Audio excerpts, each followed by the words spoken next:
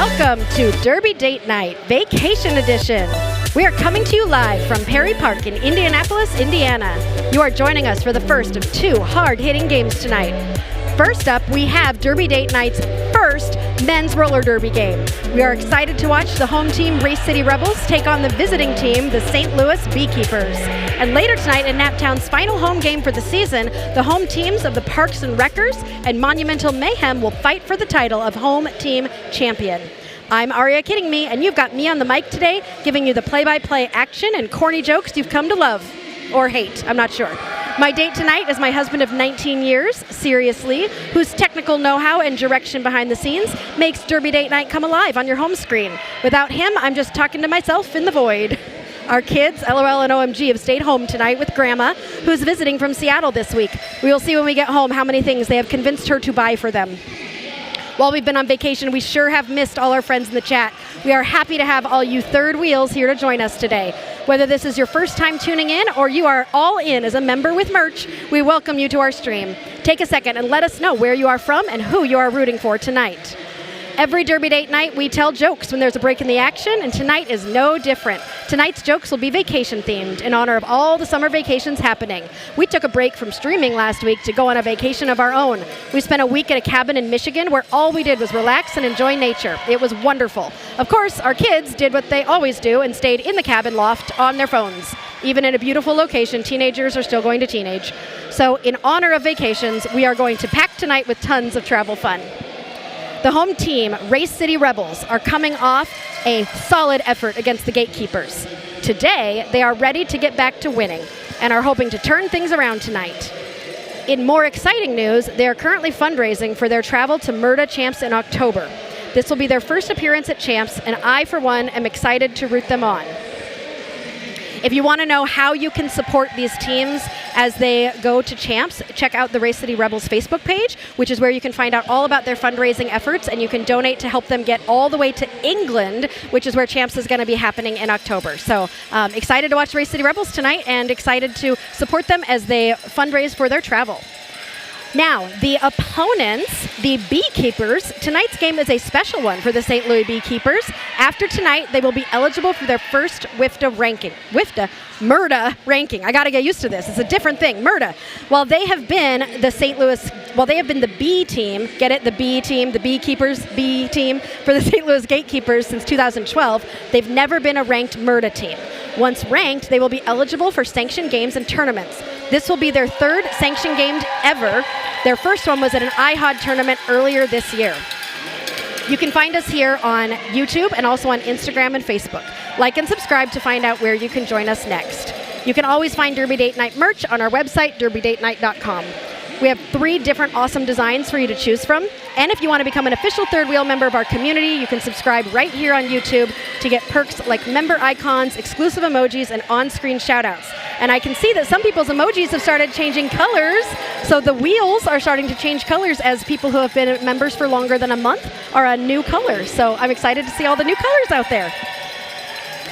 We are able to stream tonight thanks in part to those of you who have donated, whether it be through Super Chats, buying merch, or even becoming an official member of the Third Wheels. We are so appreciative to our practice squad, charter team, and all-stars. You want to show them, Sirius, who we want to say thank you to?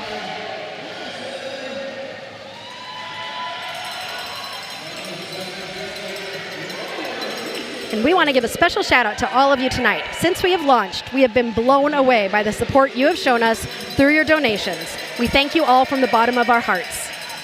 Many of you have asked how you can support us, and these are all ways to keep these streams going. We would love to be able to travel to more teams and upgrade some of our gear, and anything you are willing to send our way can help us get there. So like I always say, we always stream for free. All we ask, if you can, is to subscribe to our YouTube channel, which is completely free. But if you want to support us and help us keep streaming, then we'd love it if you want to shout out somebody in the chat with giving them a super chat, which we will show up on the screen, which we figured out how to do like a month ago. So we can put your chat and we can feature it. You can also join and become a member. You could purchase some of our merch, or you could just watch and enjoy the Derby, which is always a good time and always so fun. And that is what we are about to do, is watch some of this Derby, and I am so excited to be here, able to stream our very first Murda game ever. I've seen a lot of these Rebels players in some of our open gender games, but I've never been able to see a Murda game. We've never filmed, I've seen a Murda game, but we've never filmed a Murda game on Derby Date Night. So exciting to have Race City Rebels and St. Louis Beekeepers be our very first Murda Derby Date Night. So exciting. And then later tonight to have Naptown Home Teams should be a fun night, and I'm excited to be back to Derby after a week off. The cabin was nice. It was very relaxing. It rained a lot, and we got to listen to rain on the roof of our cabin, and we were at the lake. It was beautiful. But I'm done relaxing, and I'm ready to get back to some Derby. So I hope you are too. I see a lot of good friends in the chat. Nice to see you, Mel. I see you there. Scooby, M, Eric, Jay. Excited to have everybody here, and. Don't hesitate to shout out. You know we like an active chat, and I've got some pretty good vacation jokes for you tonight.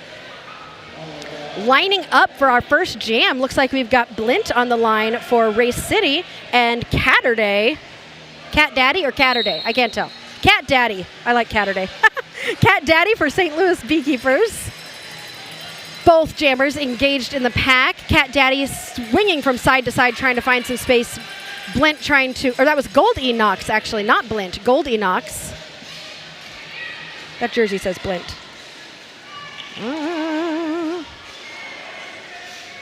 They're looking for some space here. Both jammers having a hard time.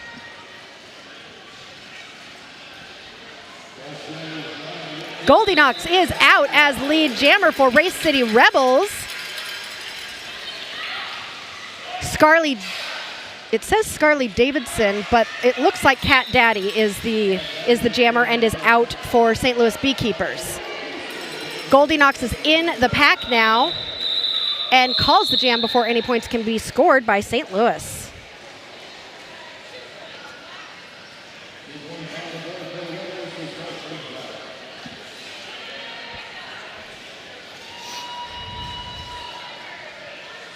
Floppy Joe on the line for Race City, and Slaypex for Beekeepers. And we do have one Race City Rebel skater in the box right now, so Race City starting down a blocker. The jam has begun. Floppy Joe trying to find some space, zigging in, zigging out, and zigging through the pack to grab lead jammer for Race City Rebels. Slaypex with a little spin at the front of the pack. He gets out and will be chasing Floppy Joe down. He's currently in the pack trying to find some space. Beautiful spinning toe stops on the inside line to grab 4 points and call that jam. That was gorgeous. That was a clinic. Trap. It's a trap on the line. That's a reference to Star Wars, right? It's a trap. Okay. Sirius is nodding yes. Trap on the line for Race City, and Trauma on the line for Beekeepers. Trauma lined up behind It's a Trap, kind of hiding, so nobody can see him. Nobody can see them. Trauma trying to find space on the inside, getting stopped by Lynn, getting pulled out. In the meantime, Trap coming around on a scoring pass. Great offense there by Roller Custer to help Trap get through for 4 points. Trauma still on the initial, takes a hit to the outside. From, I think is it Roller Keister or It's Keister, Roller Keister. How do I have to say it like they do in Star Wars? It's a trap. I don't know how they say it. Is that how do they say it? What? Sirius will teach me. A star pass has been made to, no, Trauma did not make a star pass, but Trauma is out of the pack. It's a Trap still scoring, and now after getting 4 more points has called the jam. Okay, how do I say it's a trap? It's a, what? I can't do that. I'm not saying it. What? Like a fish? It's a trap. No. So I'll watch it and learn, Mel. This is going to go poorly. Stop laughing at me. It's a trap. Like that? AA Battery for Beekeepers and Goldinox for Rebels. Goldinox is out as lead jammer for Race City Rebels. AA Battery trying to find some space, pushing the pack to the front. Goldie Knox getting slowed down on a scoring pass right now, so in push to the inside, pulled to the back there. Goldie Knox is out. Sorry, AA Battery is now out and will not be able to score any points as Goldie will call the jam before any points can be scored. Coaster, thank you, Eric. Roller coaster, oh, of course, roller coaster. That makes more sense. Coaster. Like a roller coaster. I get it. Floppy Joe on the line for Race City and Diana Slamma for the Beekeepers. Diana Slamma, who we saw at the tournament a couple, not this season, but last season with Cape Girardeau. Now skating with the Beekeepers. Diana up on those toe stops, trying to find some space at the back of the pack. Race City blocker getting sent to the box. Floppy Joe getting hit to the inside, but able to stay in bounds and grab lead jammer for Race City Rebels. Floppy Joe coming around on a scoring pass is in the pack.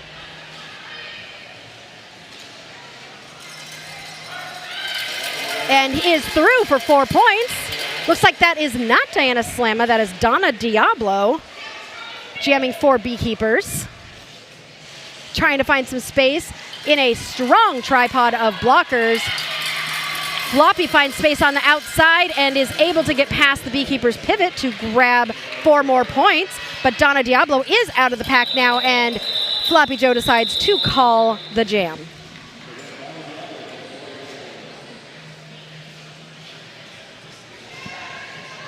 Ursa Maimer on the line for Race City. And Cat Daddy jamming for the Beekeepers. Both of them lined up on the outside of the track while the pack itself is up on the pivot line, now backing back up to the jammer line. Ursa finding space on the outside is lead jammer for Race City. Cat Daddy trying to find space on in the middle, trying to use sheer force, takes a hit from Diamond, who's going to pull him back. Ursa coming through on a scoring pass, pushing that pack to the front. That pack is being pulled apart as Diamond and Rowdy are waterfalling backwards to pull Cat Daddy back. Ursa is through for 4 points for Race City. Beekeepers still not scored yet. 6 jams in. Ursa coming around another scoring pass. Cat Daddy is able to hop through on the inside line to get out. Ursa juking to the inside after grabbing 4 more points, calls the jam, keeping the Beekeepers scoreless. They are going to the Beekeepers are going to be, they're buzzing to find their points in this next jam. Oh, so many bee-themed puns that I could make here. Looks like Slay is lining up for the Beekeepers, and it's a trap, however I say that. I'm going to figure out a fun way to say that somehow. Is lining up for the Rebels.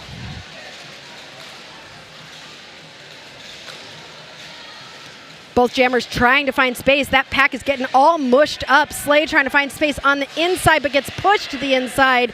Trap is pulling that pack apart to the front, takes a hit to the outside, and Slay is going to be lead jammer for the Beekeepers. That is their first lead jammer, I think, this game. Slay now controls the game as Trap is being pulled all the way to the back.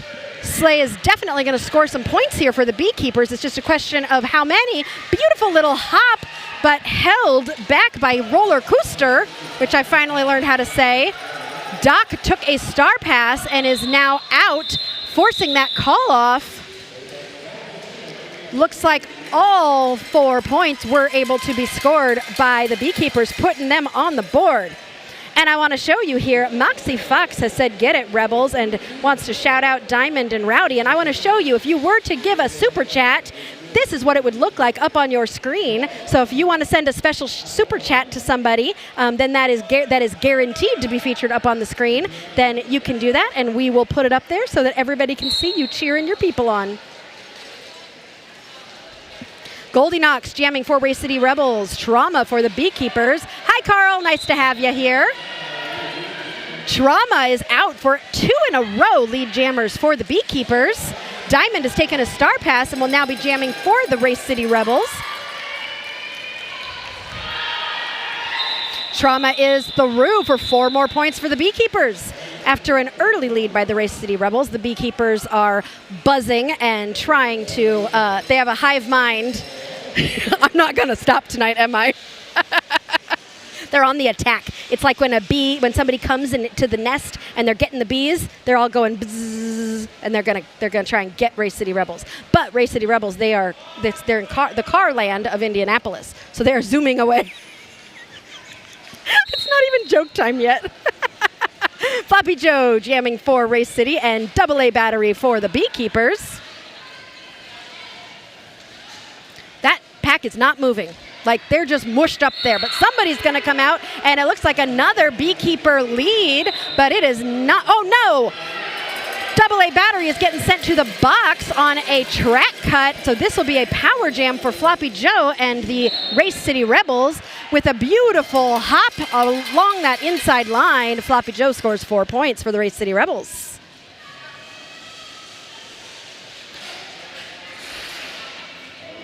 Kuster is headed to the box as well, so the pivot for Race City.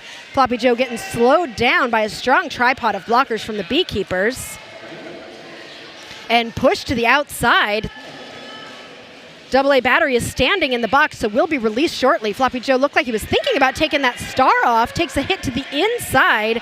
AA battery is coming out of the box. I believe AA battery had not completed initial yet, so this is not a score. These not scoring points at this point, I don't think.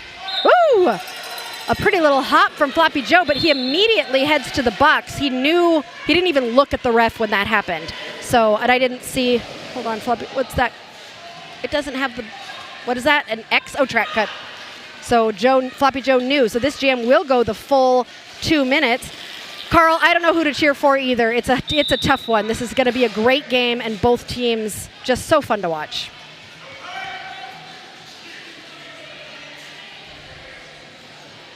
All right, AA battery also scoring points here while Joe waits in the box.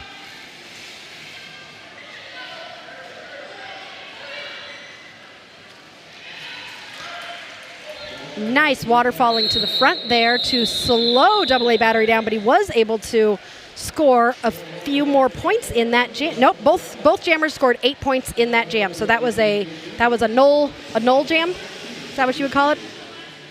They both got points, but the spread stayed the same. Yes, Carl, Race City Rebels is the Naptown team from Indianapolis. What? Not Naptown. The Naptown is the WIFTA team from Indianapolis. But sometimes Indianapolis is called Naptown. It's very confusing. Cat Daddy grabbing lead jammer for the Beekeepers. Floppy Joe standing in the box, so Cat Daddy's going to try and score some points before Floppy Joe can get out of that box. Cat Daddy swinging from side to side, trying to break apart Wham Bam, Diamond, and Rowdy. Now just Diamond and Wham left. Does a spin on the inside, staying in bounds to grab 4 points. Floppy Joe coming out of the box, gets through the pack, has not scored any points yet. Cat Daddy coming around and calls the jam before Floppy Joe can score any points. But I don't know if he grabbed any at the end there. 1 point at the very end, so for a total of 5, I believe. Oh no, Rebels grabbed 1.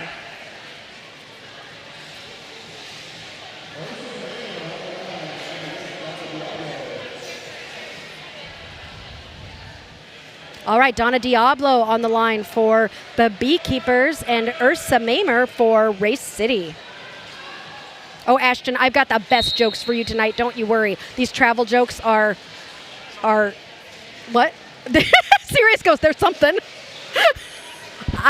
haven't even read them yet. You don't even know what they are.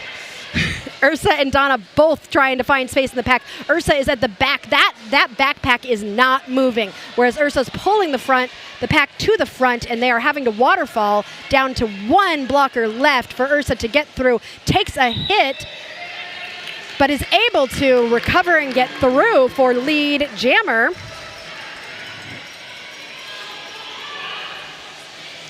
Oh, Oh, big hit from Doc Flatliner to slow down Donna Diablo, but Donna was but I think, did Doc take a penalty for that? Shaking his head, I don't think he liked it, but he's headed to the penalty box, so Donna was able to keep going and force that call off by Ursa at the front. It was a forearm, Sirius says. I think if I look at this screen and squint, I can tell what it is.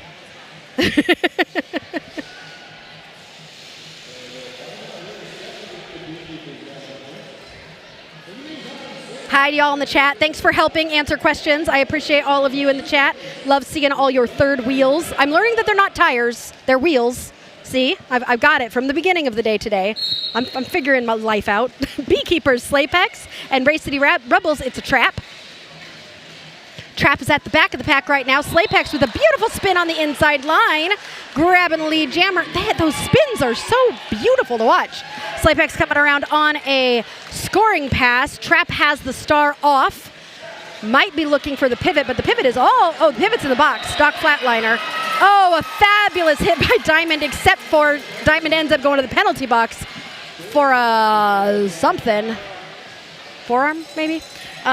So Slaypex was able to re-enter and did not have to get pulled all the way back. The crowd got real excited, but Slaypex was able to continue. Trap is out of the pack now, and Slaypex sees him coming and calls the jam.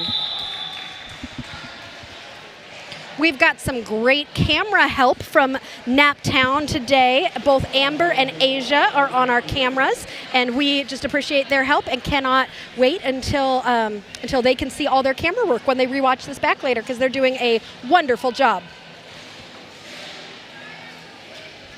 All right, the penalty box is not quite clear. Diamond is standing, so less than 10 seconds left.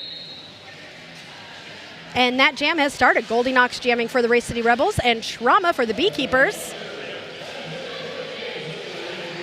Goldie and Trauma. That pack is moving fast. No lead jammer has been established, and we're at turn 3. Goldie almost had it, took a hit to the outside, and was forced back. Trauma is pulling that pack apart, got through at the end, and is out for lead jammer for the Beekeepers, which they've had a lot more lead jams in the last, 5 jams than at the beginning. Gabriel, I'm not sure if that was Diamond's first penalty, but we can pull the penalty tracker up at the next in between jams, and we can take a look and see where people are at with penalties. Trauma calling the jam. Beekeepers are really taking a chunk here and catching up to Race City after they took that very quick lead. So Race City Rebels looks like Floppy's got 2. Everybody else that has a penalty only has 1. So Diamond's was what's a C? Illegal contact penalty, and Beekeepers keeping it pretty clean. Only 2 people with penalties so far.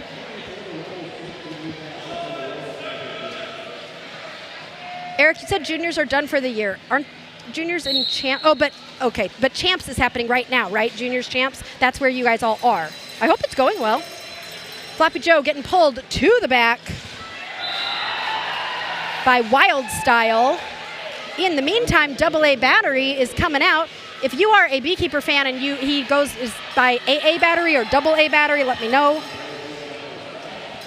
They go by AA Battery or AA, let me know. I'm going to say AA Battery until somebody tells me different.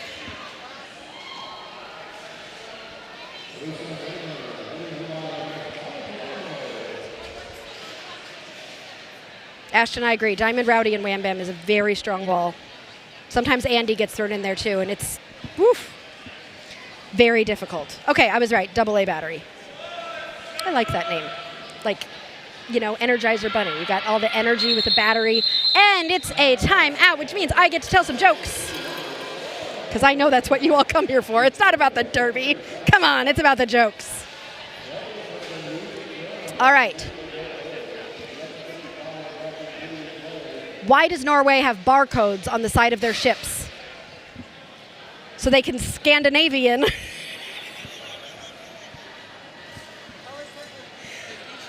It's travel jokes, not vacation jokes. It's travel. Where do math teachers go on vacation? Times Square. Why did the old lady fall in the well? She didn't see that well. That's not even vacation or travel, but it's funny. Where do sheep go on vacation? To the Bahamas.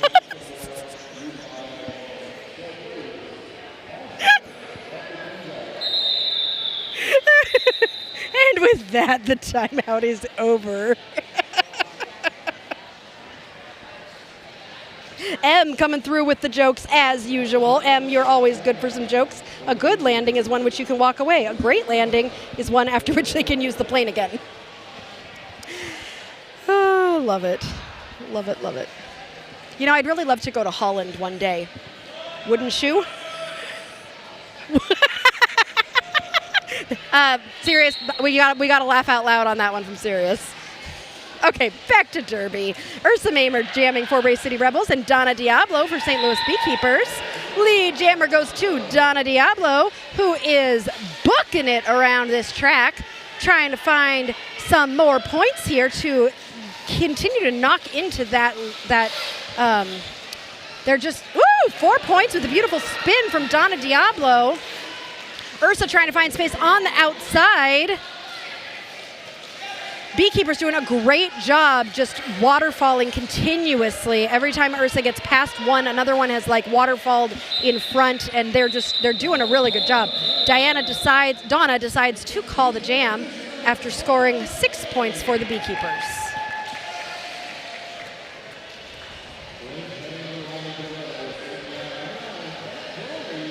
Cat Daddy on the line for Beekeepers, and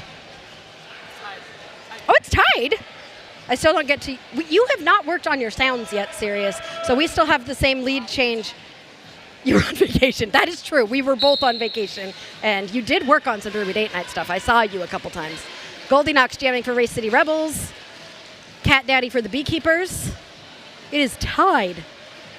So does that mean I get to do the lead change button after this no matter what if somebody scores a point? Cat Daddy getting pushed to the inside. Rowdy from Race City getting sent to the penalty box. This is too intense too early. It's so intense. But lead goes to Goldie Knox and Race City Rebels here. So gonna be racing to the pack. Cat Daddy is booking it as Goldie Knox hits the pack. Oh, with a dive under somebody's arms to get 4 points, but is going to run it. So Cat Daddy also getting through for 4 points. Ties. It is still tied at 45-45. Cat Daddy juking around. Both jammers getting through. Whew. Cat Daddy almost got slowed down by the Beekeepers' pivot there. Almost got stuck in that pack. Now the Beekeepers are in front. Both approaching the pack. Apex jump for 4 points and a hit to the hips by Cat Daddy, which I think Rebels are going to take the lead here. So did you decide if that's a lead change sound or not? That's not a lead change sound. That's just a taking the lead. Oh, because they were in the lead and then it was a tie and they're still in the lead. Okay, okay. You left the amusement park so you could watch this game. Wow, that's dedication. I don't know if I would leave. I'm a certified Disney adult. I don't know if you could get me to leave an amusement park. Could we play Derby in Disney World? That'd be so fun. Floppy Joe jamming for Race City Rebels is lead jammer. Trauma is trying to pull that pack apart, forcing people to bridge. Trauma is out as Floppy Joe is in the pack on a scoring pass right now and is through for 4 points for Race City. Calls the jam before Trauma can score any points themselves.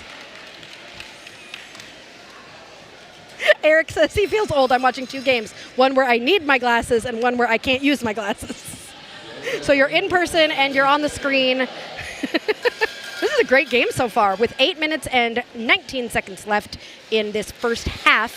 As you all can tell, this is anybody's game. This is so fast. I was warned this morning, Melody, by you. When I asked Melody, I said, okay, what's different with Murda versus Wifta? And Melody said, it's the same. It's just a little bit faster paced. And I would completely agree with her assessment as I'm watching it right now. Slay with that was just gorgeous, like side to side, and then just found that space and grabbed that space for lead jammer for the Beekeepers. Trap out. Chasing down Slay. Slay is currently being held is in the pack and calling the jam. So Race City will not score any points, and it looks like Beekeepers will get 2 points.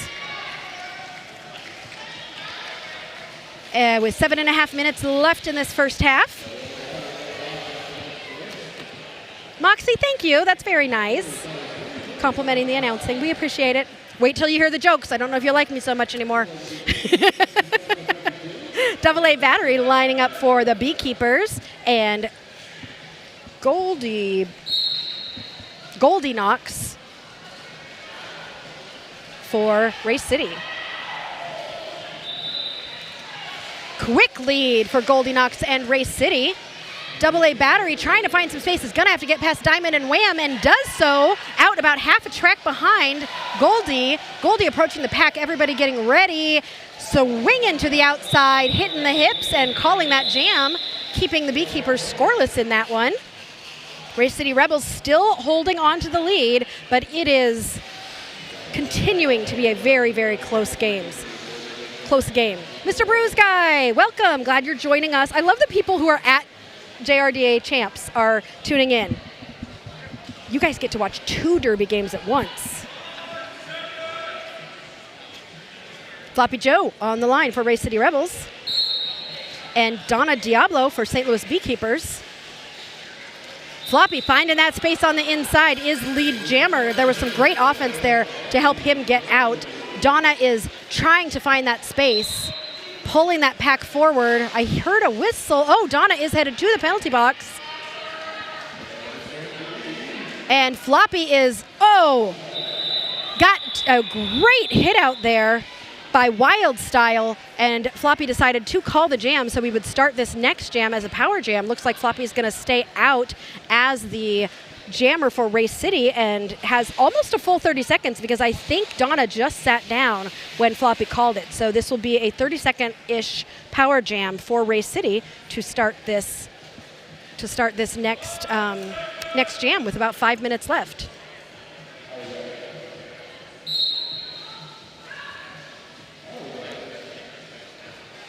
All right, Floppy tried to find some space on the outside, was able to stay in bounds, I think, and is lead jammer for Race City. Takes a look at the penalty box, sees Donna still sitting. Looks like Donna is in the box for a forearm. Floppy Joe is through. Almost one more. Oh, nice hit by Lethal, but Lethal was unable to stay in bounds, and so Floppy Joe is able to continue. Donna is out of the box and chasing down Floppy. Donna is on their initial right now, so not currently scoring points. Has to make it through that initial pass first. Takes a hit from Rowdy. Rowdy and Reed doing some good backwards waterfalling to pull Donna back as Floppy Joe's coming in to the pack for another scoring pass here. This would be 12 points if Floppy Joe can get all the way through this pack. Donna is out now, and Floppy Joe decides to call it before any points can be scored by the Beekeepers. So that will pull that lead apart. They don't want me to hit the button today, the lead change button. Probably because you haven't changed the sound yet. We got to get new sounds. Remember, we told everybody we were going to get, okay, we were on vacation, I know. I told you shouldn't be doing any work for Derby Date Night while we were on vacation, and now I'm shaming you for it. That's what happens after vacation. You know, the work piled up while you were gone, and now it's here. Cat Daddy for St. Louis Beekeepers and Ursa Mamer for Race City Rebels. Ursa is out as lead jammer for Race City. Cat Daddy takes a hit to the outside and is going to have to go all the way back. Yep. As Ursa's coming in on a first scoring pass here. Ursa's through for 4 points for Race City. This is Ursa's first game with Race City. Ursa is typically a Cincinnati player, and this is their first game with Race City, so welcome. Cat Daddy has to get past Duck Flatliner and is able to do so to get out, but has not scored any points and will not be able to, as that jam will be called. Mr. Bruce Guy, the temperature is better. It's better. It's better than it was. We also have 2 fans pointing at us and cooling us down, and it is not as bad as it was a couple weeks ago when we were here. So I think they managed to do something with the air conditioning. Mr. Bruce Guy, I think you literally typed this is Ursa's first game with the Rebels as I was telling everyone that. Great minds think alike. It's a trap for the Rebels and Slaypex for Beekeepers. It's a trap getting hit back.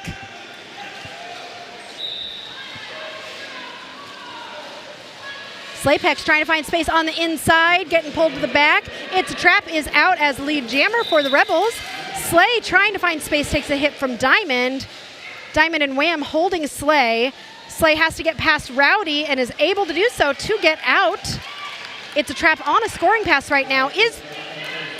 Takes a hit at the end from Wild Style, forcing him back. Slay is coming in on a scoring pass, but Trap is gonna call the jam. We've got less than 2 minutes left in this first half. We also have a whole nother game coming after this, so stay tuned. We've got the Naptown Home Teams playing each other, and they've got some special guests from teams around the region, so we'll be watching that game right after this one. Was that a timeout? Do I get to tell more jokes? I think so. All right, timeout. I get to tell jokes. I never travel to Finland because I'm afraid I'd disappear into thin air. That was a grown one, wasn't it? That was just, yeah. I used to be addicted to the hokey pokey, but I turned myself around. M says, don't fly on Peter Pan Airways, they never land. A husband and wife packed their suitcases in a rush and made it to the airport just in time. I wish I'd brought the refrigerator, said the wife. Whatever for, asked her husband. Our tickets are on top of it. That's just bad news. I had someone ask for an aisle seat once so their hair wouldn't get messed up by being by the window.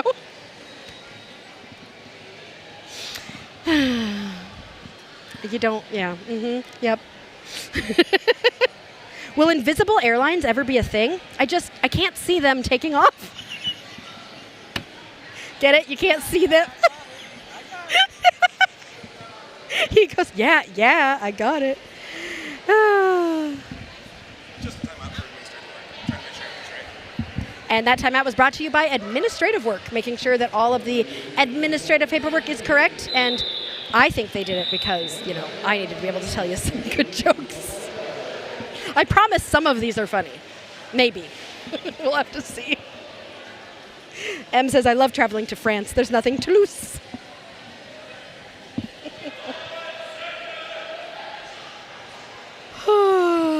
All right, this might be the last jam in the first half, but then we'll be back with the second half, and it could be anybody's game. This score has changed wildly multiple times, but the Beekeepers have not been in the lead yet, so Race City has managed, even though it went to a tie at one point, Race City has managed to hold that lead.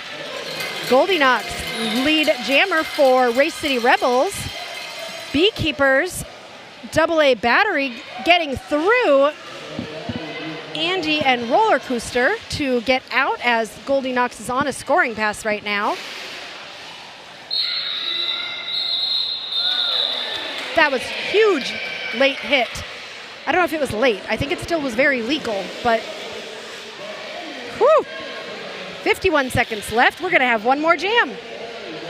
Mr. Bruce Guy, your wheel will turn purple when you hit 1 month from joining and becoming a member. Your wheel will turn purple. So once you hit a month, your wheel will turn purple. And then what color is after that? What is it? 1 month, 3 month, 6 month, or 1 month, 6 month year? 1 month, 6 month year. There's other colors too. Floppy Joe and Trauma jamming for their respective teams. Floppy Joe is out as lead jammer for Race City Rebels. Trauma needs to just get past Diamond, which is no easy task. Rowdy waterfalling to the front. Trauma went out and had to go all the way back while Floppy Joe comes around on a scoring pass. Diamond headed to the penalty box. Looks like Diamond might be headed there for 2 penalties. Floppy Joe, having scored 8 points, is coming around on a 3rd scoring pass here. The star was passed to Scarlett Davidson. Scarly Davidson, who is now jamming for the Beekeepers. This will be the last jam of the half. Floppy Joe is through for another 4 points. This was a huge jam for Race City. Scarlett was able to get out of the pack there and maybe forcing the call off, but it's Floppy Joe's decision on what he wants to do here. Gets hit to the outside and does decide to call it. Scarlett was able to steal a couple points there at the end, but that was a pretty good jam to end the half for Race City Rebels. So we are headed to halftime. Before we go, though, we want to look at the penalties. Diamond picking up those 2 penalties there at the end puts her in a little bit of the danger zone. Otherwise, everybody's staying pretty low. Beekeepers continuing to stay incredibly low with their penalties, spending most of their time out on the track instead of in the box. I'm sure both teams will be talking about lots of different things during halftime and come out with new strategies, and we can't wait to see it. See ya in a few.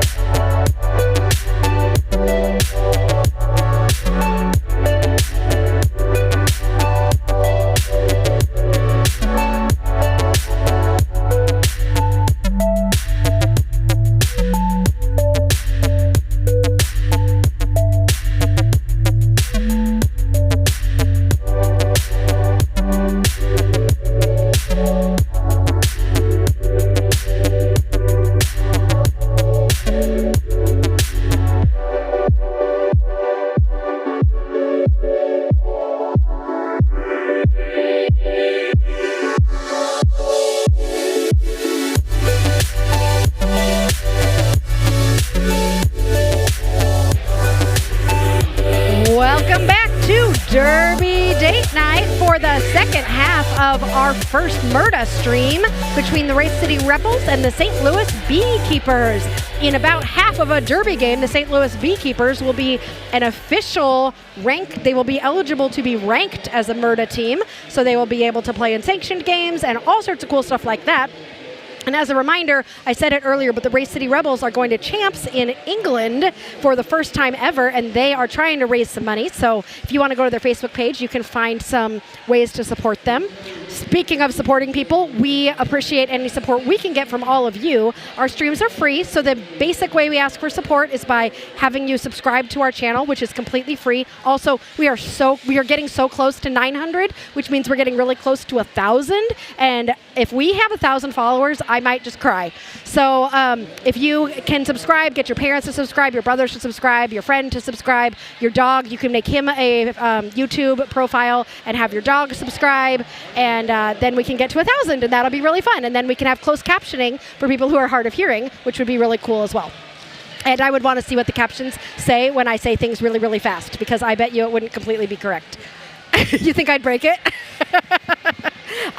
But we are, we really are trying to do as much derby stuff as we can, and so any donations you want to send us through a super chat or becoming a member, we 100% appreciate all of you for all of your support, and want to continue to bring you great derby and bad jokes. But that's enough about us. Let's talk about this game. It's a trap lined up for Race City, and Slapex is jumping around the outside to grab that lead for Beekeepers. Trap jumping literally over someone's knee to chase down Cat Daddy. Cat Daddy's approaching the pack, who's still on turn 1-2. Hits his hips after grabbing some points. Looks like Inquadable Hulk was saying St. Louis has always been a second half team. I hope this stands true this game. Well, they are coming out swinging at the beginning of this second half, so we'll have to see. I know, Scooby, I agree. The game is awesome. Andy your sister came up during halftime and was hoping that we got that big hit on the video, and I told her that we did. It was a great shot of it. So hopefully Andy gets to watch that later and enjoy it. Okay, here we go. Goldie Knox for Race City and Trauma for Beekeepers. Goldie has to get past that pivot and is through for lead for Race City. Trauma has the star in hand and is being held by Diamond. Is able to juke around Diamond, who is reforming to the front and is going to be there to meet him again, as that star has now been passed. And Scarly Davidson is out as jammer for the Beekeepers, but will not be able to score any points as that jam will be called.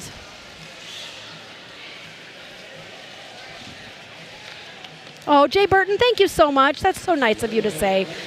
Some nice compliments coming from the chat, and we 100% appreciate it. I always say I'm the voice, so people are thanking me, but Sirius is really the one who makes everything happen behind the scenes, and he has worked very hard to make all of it happen. And I just show up and talk. So hopefully together we make some sort of a dream team of some sort, or a nightmare team, some sort of a team. We've been married for 19. We just had our 19th anniversary this year, or on Tuesday. So we've been married for a while. Slapex is lead jammer for Beekeepers. Floppy Joe is behind by only about a quarter track, and these two jammers are going to race. And that pack is speeding up as Slapex is coming around. Takes a giant hit from Rowdy. Whew. Everybody's going to need a second after that one. So we might be doing a short break here for an injury timeout. No, maybe not. Oh, God, that hurt me. It just was a hard hit. He's back up and skating back to the bench, but definitely in pain. That was a very hard hit. Whew. Biz on screen right now and running away from us. This is her 50th game in Stripes today. So congratulations to Biz for her 50th reffing game. We are so excited to have her join our Derby community here in Indy, and have really enjoyed watching her in Stripes this season.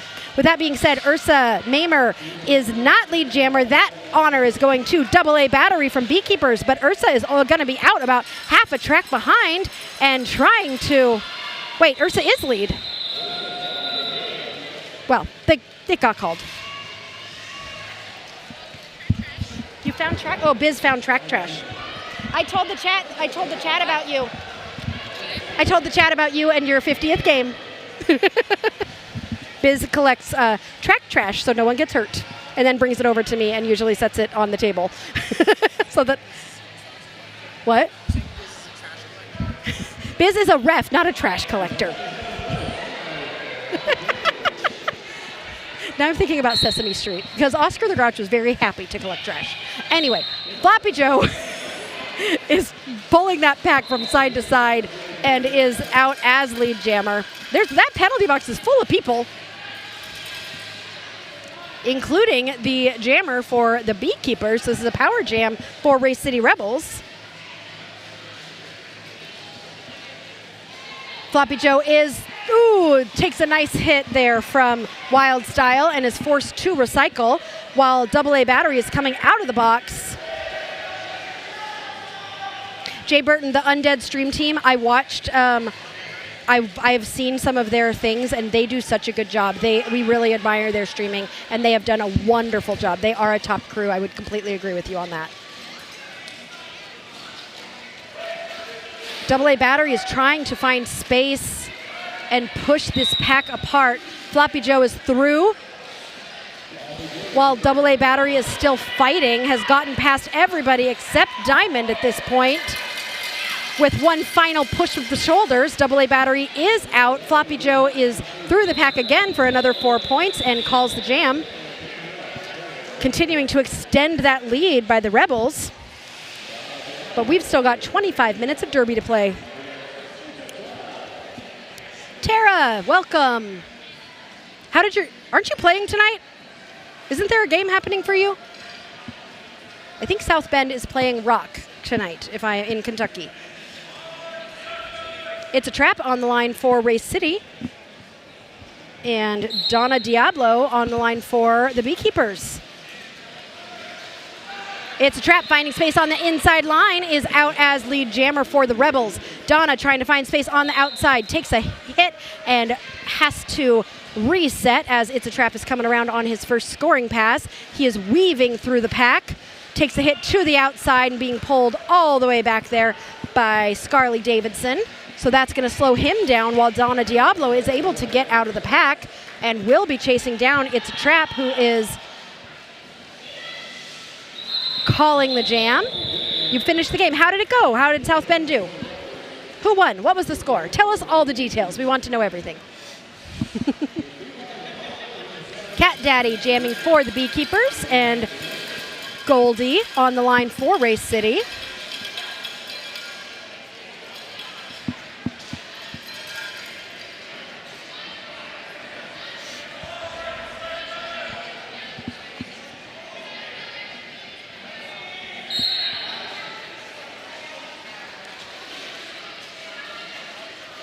Goldie, 1 foot. I love those little one-footed glides to get through for the lead jammer. So Race City Rebels takes another lead jammer. Cat Daddy jamming for the Beekeepers is through, able to get past Diamond at the front. Did not need to pass the star. Tara, having a great time is the most important thing. And you, as long as you learned something, then it was worth it and it was a good time. I'm glad that you had fun playing them. Rock has been really good this season. They're a tough team. Bye, Tara. We will have fun.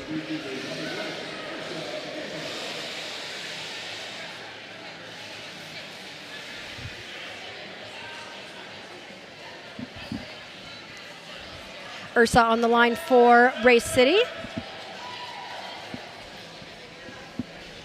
And Trauma lined up for the Beekeepers.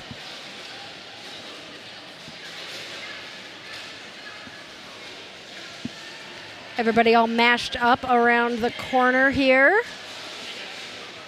Ursa taking a little bit of a tumble, giving Trauma the opportunity to grab lead jammer for the Beekeepers. Ursa is out. Trauma is on a scoring pass right now. Takes a hit to the outside and decides to call the jam before any points can be scored by Race City.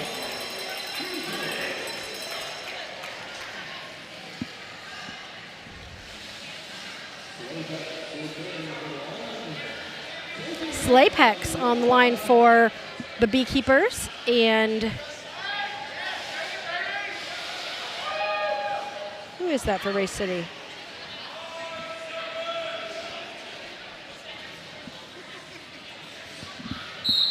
Trying to figure out who that is. Willa jamming for Race City. I think Willa taking the star for the first time tonight. Slapex getting lead jammer, but taking a hit from Rowdy, and is going to be sent to the penalty box on, I believe, a track cut there. So this is going to be a 2-minute jam. Willa is out now. Coming around on a scoring pass. Willa is in the pack now, weaving through, and for 4 points for Race City. Slapex still just now standing, so 10 seconds left in that penalty. Willa tries to call it, not realizing that she is not lead jammer, is gonna have to go for 1 more minute unless she passes the star. Slapex is out of the box now and will be coming in, I believe, on a scoring pass. I believe he had already completed that initial by when he took that hit, but we will see once he gets through the pack. Takes a hit to the inside from Diamond, and Rowdy's pulling all the way back. Willa coming around to score some points. And getting slowed down for the first time in a little while. Both jammers getting stuck here. Slapex taking a second to get up after a hit. That pack is starting to pull through. Slapex trying to find some space. Slides to the outside. Willa is through for 4 points for Race City. Race City waterfalling back to pull Slapex back as much as they can.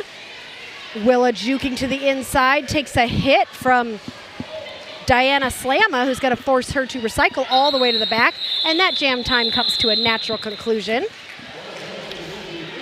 That was a long jam.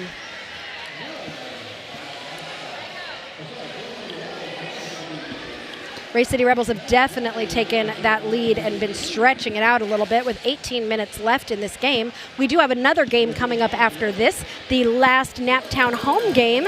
We've split the Naptown team up into 2 teams, the Parks and Wreckers and Monumental Mayhem, and they, along with some guests, will be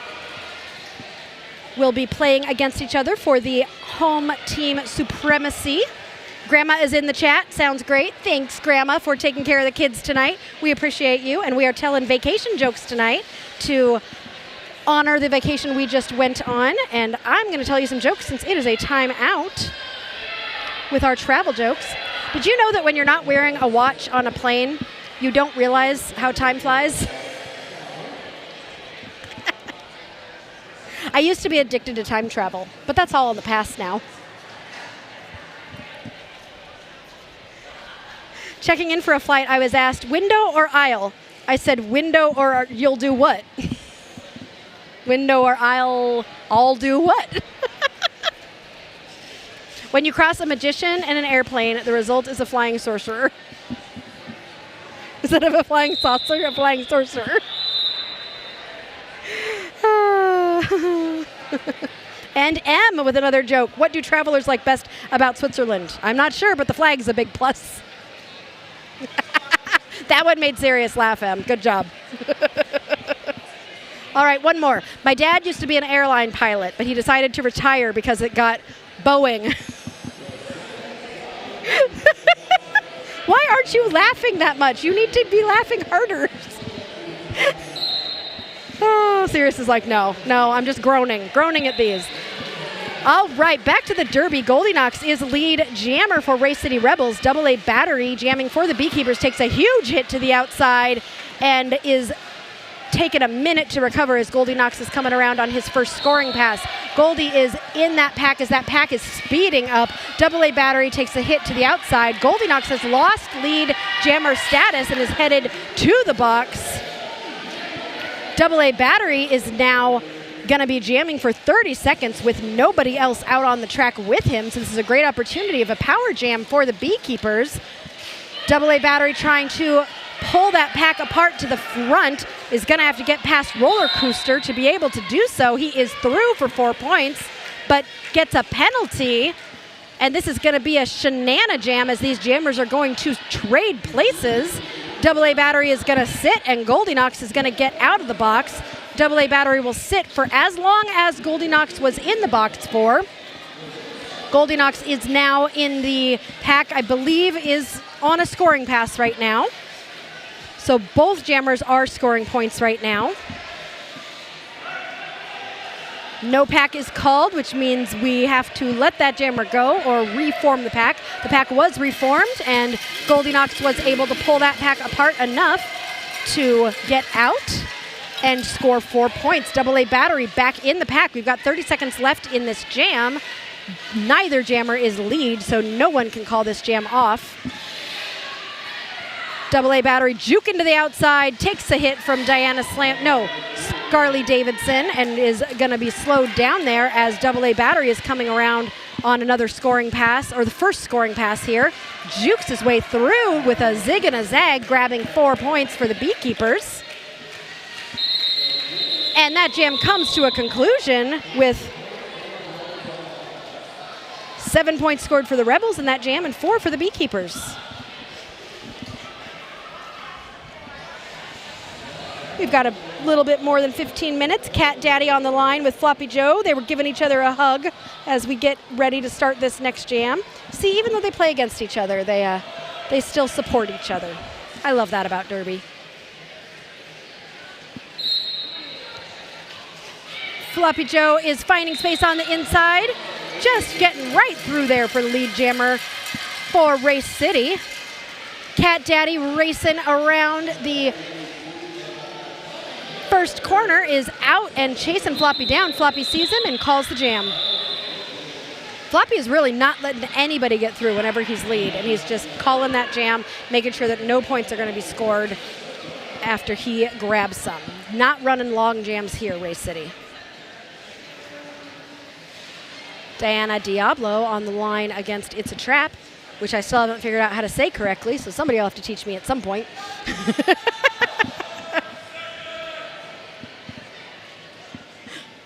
Or not. It's probably good if I don't learn how to say it. As that jam begins, Diana goes to the inside. It's a Trap goes to the outside. Diana, after swinging in, out, gets through for the lead jammer for the Beekeepers. It's a Trap is still stuck in the pack, trying to find space on the inside, takes a hit to the inside, and is going to be forced all the way back.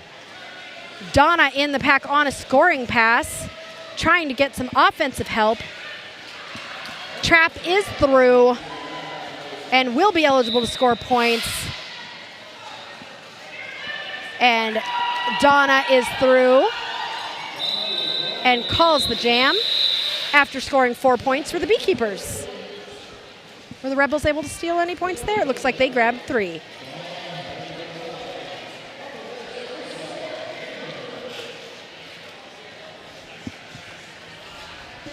Trauma on the line for Beekeepers, and Ursa Maimer on the line for Race City Rebels.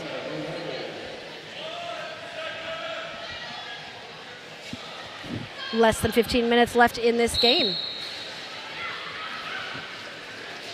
Both jammers finding a little bit of space, but then the door shut on Trauma, and Ursa is lead jammer. Trauma took that star off and has handed it to the pivot, who just has to get past Diamond and does so. Deathlapod taking the star for the first time in this game. Ursa is through for 4 points. Sees Deathlapod approaching the pack. Deathlapod, almost made it through. Took a hit from Diamond, did a little somersault, and trying to find space, but gets called on a penalty and will be headed to the box. This will be a power jam for Ursa Maimer and the Race City Rebels. Eric with the jokes. How do you get in touch with Antarctica? You call Uncle Arctica. Come on, that's a good one, Sirius. All right.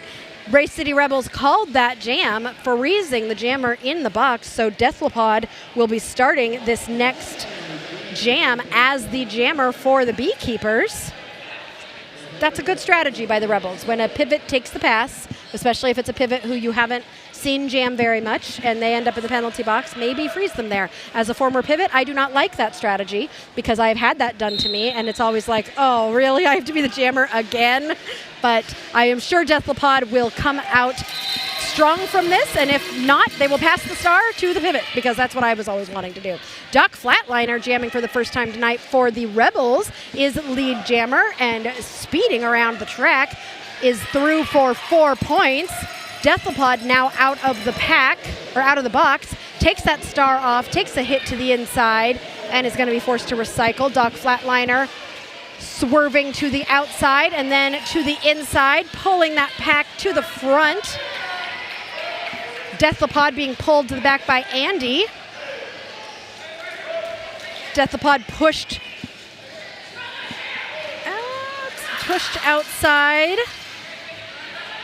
needing to go to the back again. Duck Flatliner coming through again for another 4 points. Deathlopod takes a hit from Lynn, taking a second to recover from that. I think the star was passed to Cat Daddy. No, the star is now passed to Cat Daddy. Now, okay, that was a 3 times attempted star pass, but Cat Daddy is now the jammer. Duck Flatliner through for another 4 points. Cat Daddy is now through and out of his initial. Duck Flatliner looks, sees that Cat Daddy is out, and calls that jam, but not before scoring 20 points for the Rebels in our highest scoring jam of the night, I think. Nice job there. All right, I just flew on a plane with an all-female flight crew. It was an unmanned aircraft. What does Father Christmas do for his summer holiday? Or where does he go for his summer holiday? Santa Cruz. Of course. Goldilocks jamming for Race City. AA battery for the Beekeepers. Goldilocks is out as lead jammer.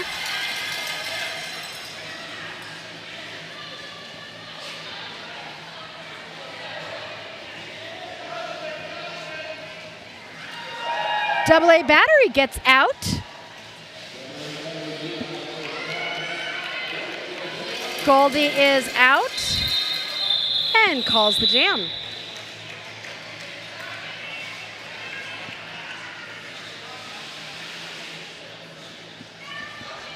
"10 minutes left in this game. We've got one more game after this, so stick around.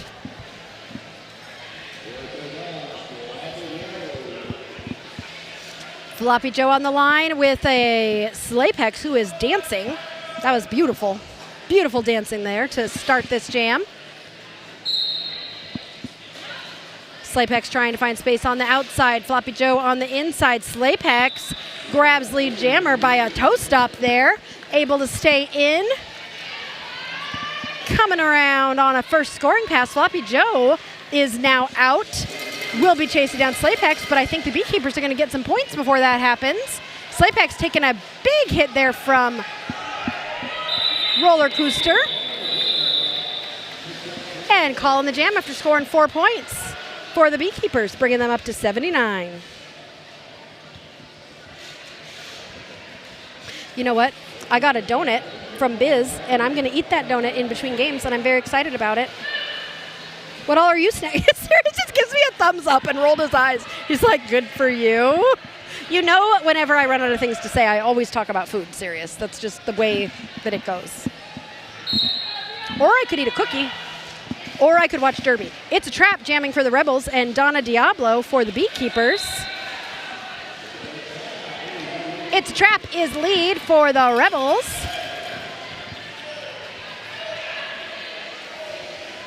Donna getting stuck. All 4 Race City Rebel blockers are focused on defense right now, and Donna is struggling to find space here. This is a great 4-pod by the Race City Rebels. Diamond, Rowdy, Wham and I think Reed, they are doing a great job holding Donna. But It's a Trap is getting stuck, even though he is lead and is on a scoring pass. He's getting stuck behind his own strong quad of blockers. Diamond with the shoulder hit. Oh, Diamond's shoulders are just crazy good. But Donna is able to get out after recovering.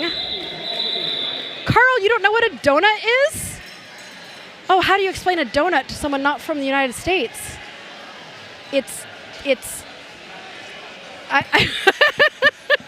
like a pastry with a hole in it. So it's a circle. It looks like a wheel, like the Derby Date Night wheel, and it has a hole in it. And then they dip it in oil and cover it in sugar. I don't know. Does Australia have an equivalent to a donut? What all kind of? It's like a breakfast pastry. I don't know. Ursa Mamer. Oh, big collision between Ursa and a member of the Beekeepers. While Cat Daddy grabs lead jammer for the Beekeepers. Yes, a donut. A donut? I said donut. It's been a long day. I made it up. I don't know what a donut is. Oh my God, I spent all that time explaining what a donut is to someone who knows what it is. That's like the whole, who was it? What president held up a Berliner? He said, I am a donut. Ich bin ein Berliner. JFK, yeah, when he went to Germany. I don't know, but do you spell it dough, D-O-U-G-H, or do you spell it D-O, like donut? Goldilocks jamming for the Rebels and AA battery for the Beekeepers. Oh, it's my Pacific Northwest accent? Probably.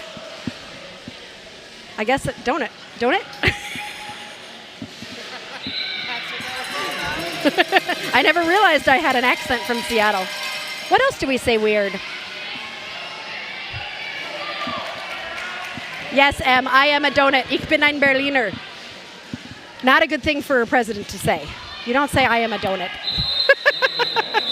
Goldilocks calling off that jam. Both teams able to score points in that jam.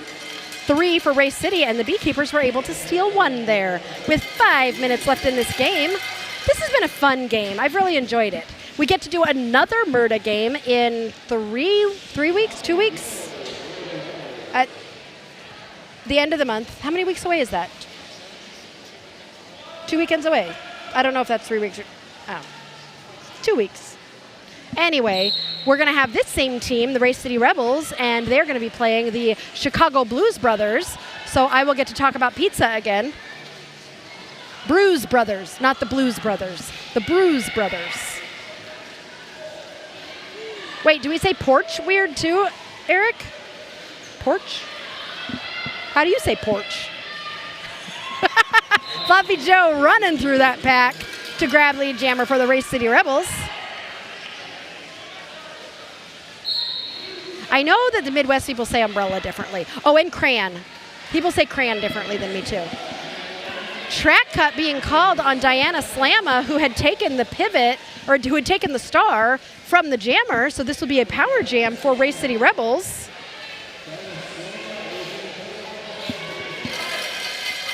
Floppy Joe getting stuck in that pack a little bit, but finding space is through for 4 points. Carl said, what would roller derby be like if they used donuts for skate wheels? Oh, a porch. Yes, you all have pontoons, which I call a porch, because they're not boats. Boats are for actually going places. Pontoons just like sit there. It's a floating porch. That's what we call a dock. You can be on the dock. That's for sitting. Boats are for like boating. But I have some friends who are thinking about getting a pontoon, so I can't really insult pontoons too much anymore, or I might not be invited on the pontoon. So I should be careful. Now that I am becoming fully Midwest, I can't keep away from being invited on the pontoon. So I should be. It would be messier if we skated on donuts, but it would be tasty when you got hit and you like fell. There'd be donuts on the ground. Goldilocks getting hit out to the inside. But I think, did Goldilocks become, is anybody lead? I don't think so. Okay, now Goldie was almost lead, but got pulled all the way to the back, but made it through to become lead, even with that setback. Beautiful juking around.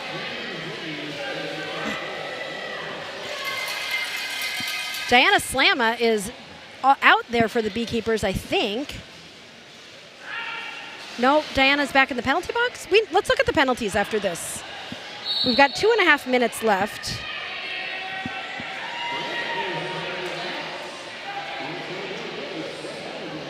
You have a temporary team called Hot Jammer Donuts.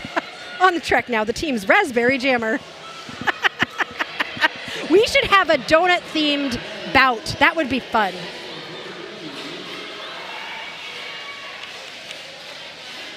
Everybody could be a different kind of donut. Ooh, nice hit there by Wham on Cat Daddy, who's now the jammer for the Beekeepers, pulling him all the way back. Goldilocks is in the penalty box.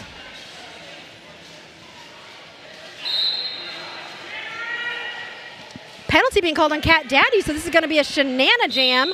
Copyright Circle City Roller Derby. When jammers switch places during a jam. So Cat Daddy going to go to the penalty box while Goldilocks comes out of the penalty box. Yes, that is very true. Seattleites say the mountain is out and we have Sasquatches.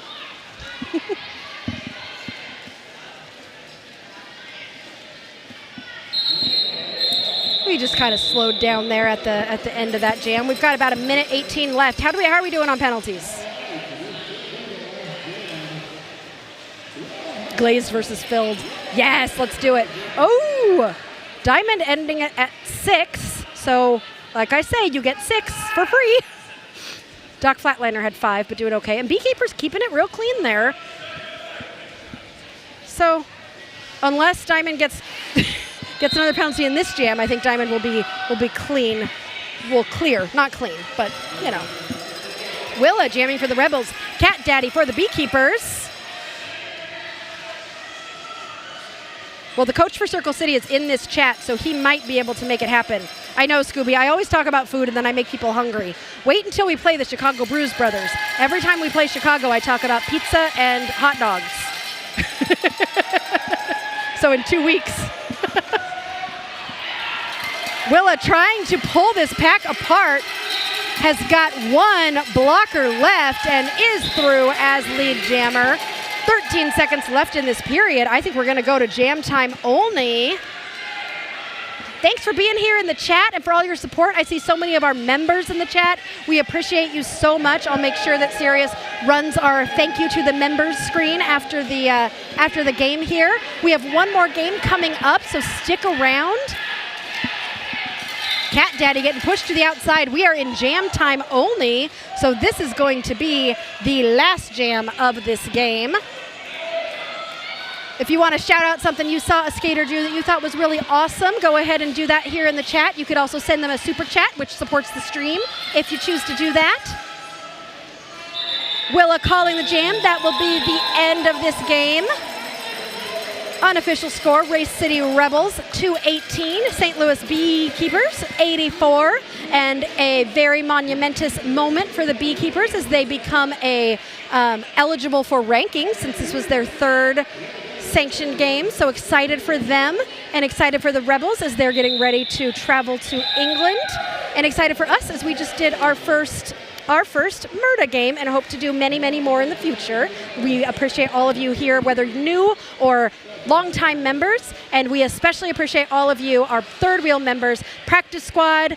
We're gonna need smaller font or 2 screens soon for our practice squad. Look at all of you, our charter team members, who we appreciate so much, and our all-stars who are, we have so many all-stars now. We appreciate you all so much, and just love to have you all here supporting Derby Date Night. If you want to join and become a member, you can do so through the link on YouTube. Yes, it was a good game, but it is not over for tonight. We have one more game coming up. The Naptown Roller Derby Parks and Wreckers will be taking on the Naptown Roller Derby Monumental Mayhem in a home team face-off with some special guests from some other local teams, and you don't want to miss it. So stick around. We will be back in just a little bit with a whole nother game. I'm going to go eat a donut. However I say donut.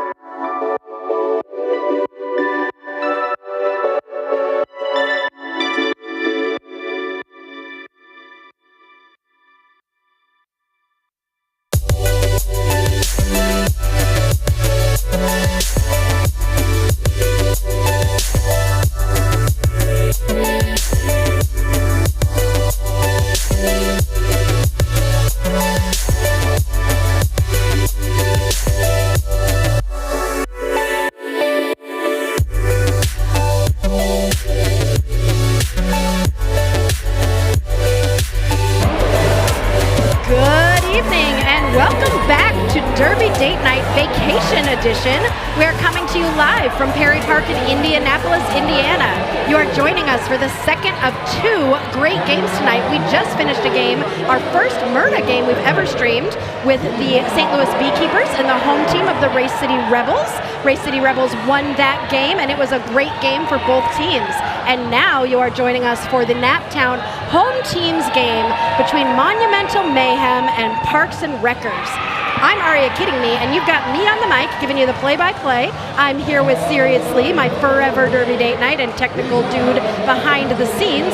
And we've got a special guest co-host today, Ursa Mamer from Cincinnati Roller Girls and Race City Roller Derby, who just finished playing in a game and is going to be here to chat with us tonight. Yeah, that's me. Hello. Thank you for having me. I'm so excited. We're so excited to have you as a guest host as we sit here and stream the last Naptown home game of the season.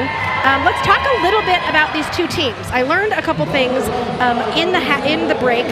Can you pull up our roster, Sirius? Are you ready for me? I don't know which team you're going to do first. All right, the Parks and Wreckers. So you're right, Carl, in the chat. You said you get it. That's obviously an Indiana team. So you must watch Parks and Rec. You are correct. It is based off of the Indiana-based show Parks and Rec. But what you might not know is the town that Sirius and I live in, and the town that Pawnee is based on is Muncie, Indiana, and the map of Pawnee that is shown in the show is an upside-down map of Muncie. So we definitely enjoy and then the sign with like Amy Poehler, where she stands next to the sign, said, "Welcome to Muncie, good luck with that." We like to jokingly poke fun at Muncie. So I love the name Parks and Wreckers.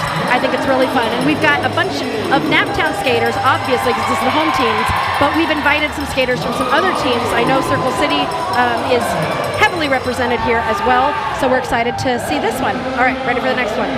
Okay, Monumental Mayhem. So here's what I learned about this one. Monumental Mayhem is a team that is a tournament that happened in 2011, and Indianapolis hosted it. Naptown hosted it, and Naptown actually came in 3rd place in this tournament, and that is what got them to go to WIFTA Champs for the very first time ever. Amazing. So the Monumental Mayhem is a shout out to this tournament that led to them getting to go to Champs for the first time. So, certainly a thing I'd want to commemorate. Right? Wonderful. So Monumental Mayhem versus Parks and Rec. We've got skaters that we know on both teams, and we will just kind of figure this out as we go tonight. For those of you just joining us, we love your support, whether it's by subscribing. We're getting very close to 1,000 members. You could also send a super chat, or you could even become a member and get your own little wheel in the chat. Not a tire. I keep calling it a tire, even though I know it's a wheel, but it looks like a tire. I don't know. So looks like jamming for the very first jam is going to be Willie and Trudy against each other. They're so used to being on the same team, and today they're going to jam against each other. Although, do we usually see Trudy jam? I don't believe so. For Team Indiana, I think Trudy's usually a blocker. I just keep looking at the fake mustache. Yes, it's I love it. Fantastic. Isn't it fabulous? And it looks like Trudy's going by Duke Silver. And Will is going by Will Billy. Well, amazing. One of the things I love about these mashup games are the silly, even sillier derby names that people skate under. It's so good. I love it. All right, and that whistle means the game has begun. That's a fast-moving pack in the beginning here. Fast-moving jammers. Trudy takes a hit to the inside by I can't tell who. Both jammers stuck in the pack here. Willie trying to get through with a big smile on their face. Oh, huge hit from Andy. Andy loves those huge hits. Yeah. When you turn around and give your front body to Andy, Andy will take advantage for sure. Will is through for lead jammer for the Monumental Mayhem team. It's going to take me a second to get which team. The Monumental Mayhem team is in purple, and the Parks and Wreckers are in blue. I'll have to repeat that a couple times. Willie coming around on a first scoring pass. Takes a hit from Andy to the inside. Andy stays in. Will is hit to the inside and has to recycle to the back. Trudy has passed the star, it looks like, to Rue. Rue's got to get past Huntress, though. Not going to make it easy. Pulling that pack apart at the front. And Rue is through. Both of these teams playing really, really hard. Sometimes in mashup games, I've seen where like we're just being silly and having fun, and these people are playing real derby. Yes, this morning I was watching a game from RollerCon. It was the Team Rock versus Team Water, and it was a STEM game. Incredible. And Team Rock at one point played a game of paper, rock, scissors, and they only were using rock. And there was a tsunami where water was on one side and rock was on the other, and they made some sort of a tsunami. I don't know. It was the most ridiculous, goofy thing. But you're right. They're not coming out goofy right now. They're coming out like hard.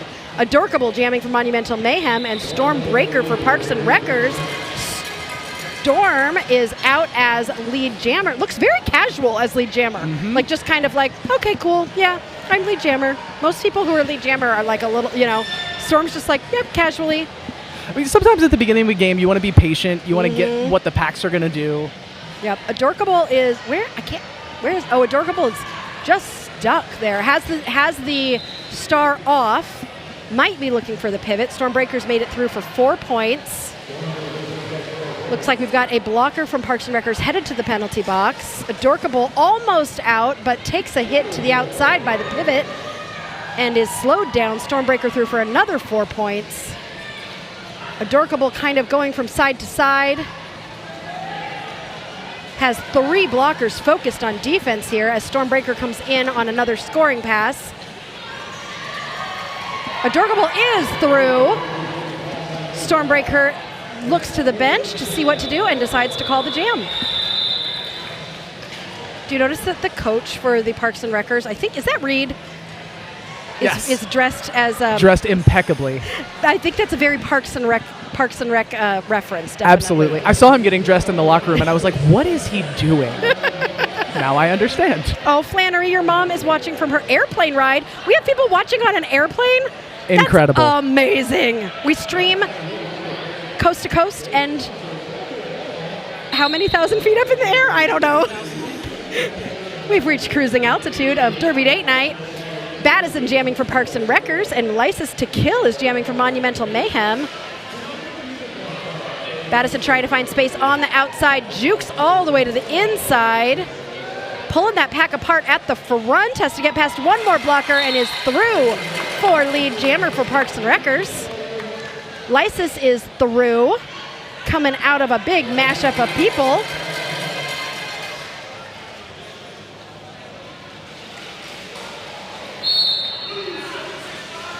Oh, Battison was gonna call the jam, but got a penalty for a.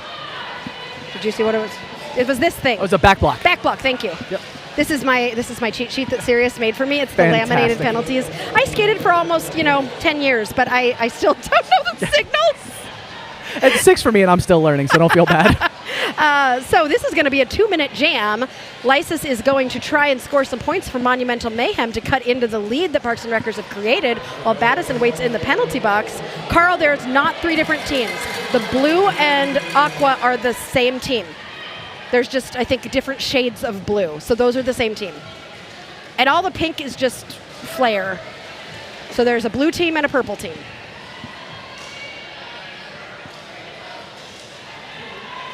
All right, that pack is starting to move faster. We've got 30 seconds left in this. That is going to be called for injury, I think. Yeah, that looks like what happened.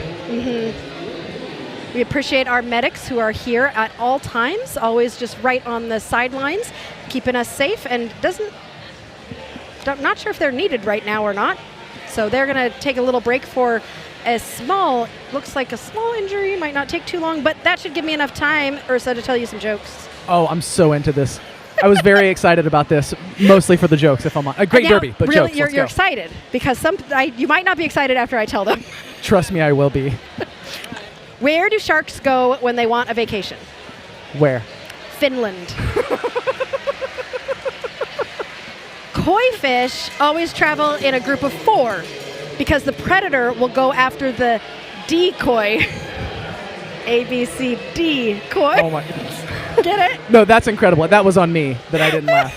Puns are high art in my house. You're not. Dad jokes are not going to ever go wrong for me. Puns are amazing. And lastly, a ship wanted to travel from the Pacific to the Arctic, but it couldn't get its bearing straight. That's a geography joke. That's so good. Yeah, that's very deep. All right, back to Derby. Deep, get it? Deep. Oh. Yes, got one. The one you want to get, Ursa, is serious.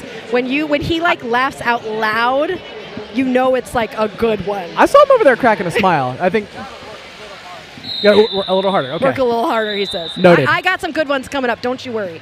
Ogre will come and tell us what that timeout was, but I think we're pretty clear that it was injury. During that injury timeout, blue 3 position, illegal re-entry penalty for coming back from the box in front of the entire field. During that penalty, it looks like a member from the Parks and Records team was issued a penalty for an illegal re-entry. They came back into the pack in front of the entire pack. So the Parks and Records will start this jam 1 blocker down. And that lead jammer is going to go to Monumental Mayhem. Is Pink their name? Yes, it is. Pink. Pink Stitches. Coming around on a first scoring pass here. Lipstick Riot.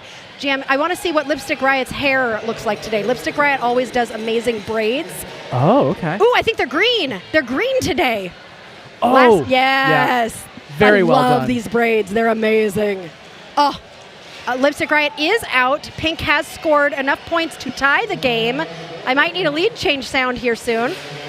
I'm slapping Sirius as to get him ready with the lead change sound. Sometimes that's what you need for communication.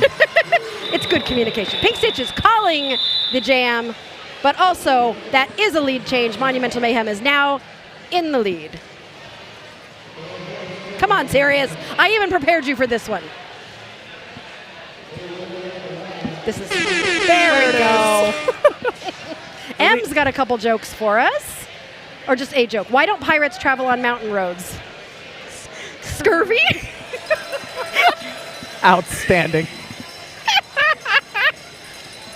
I love it. I love it. Okay, Willie jamming for Monumental Mayhem and Ricky Bobby for Parks and Wreckers. Willie is just relentless. Right.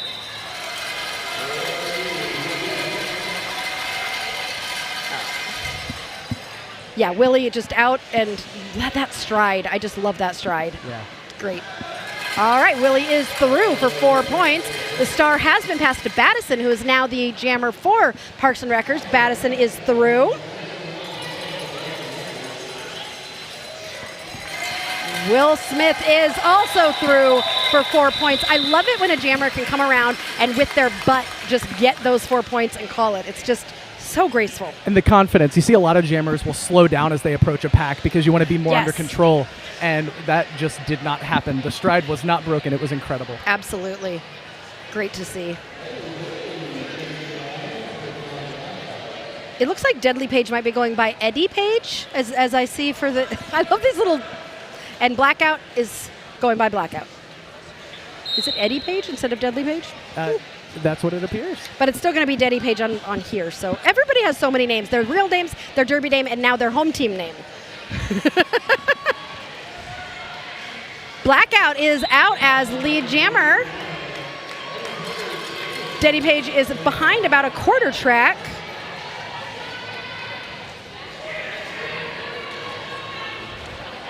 Blackout, woo! Oh. Little apex jump and calls the jam. How many points was Blackout able to get there? Looks like both jammers got 2 points there. 2 points each. They worked for him. Mm-hmm, absolutely.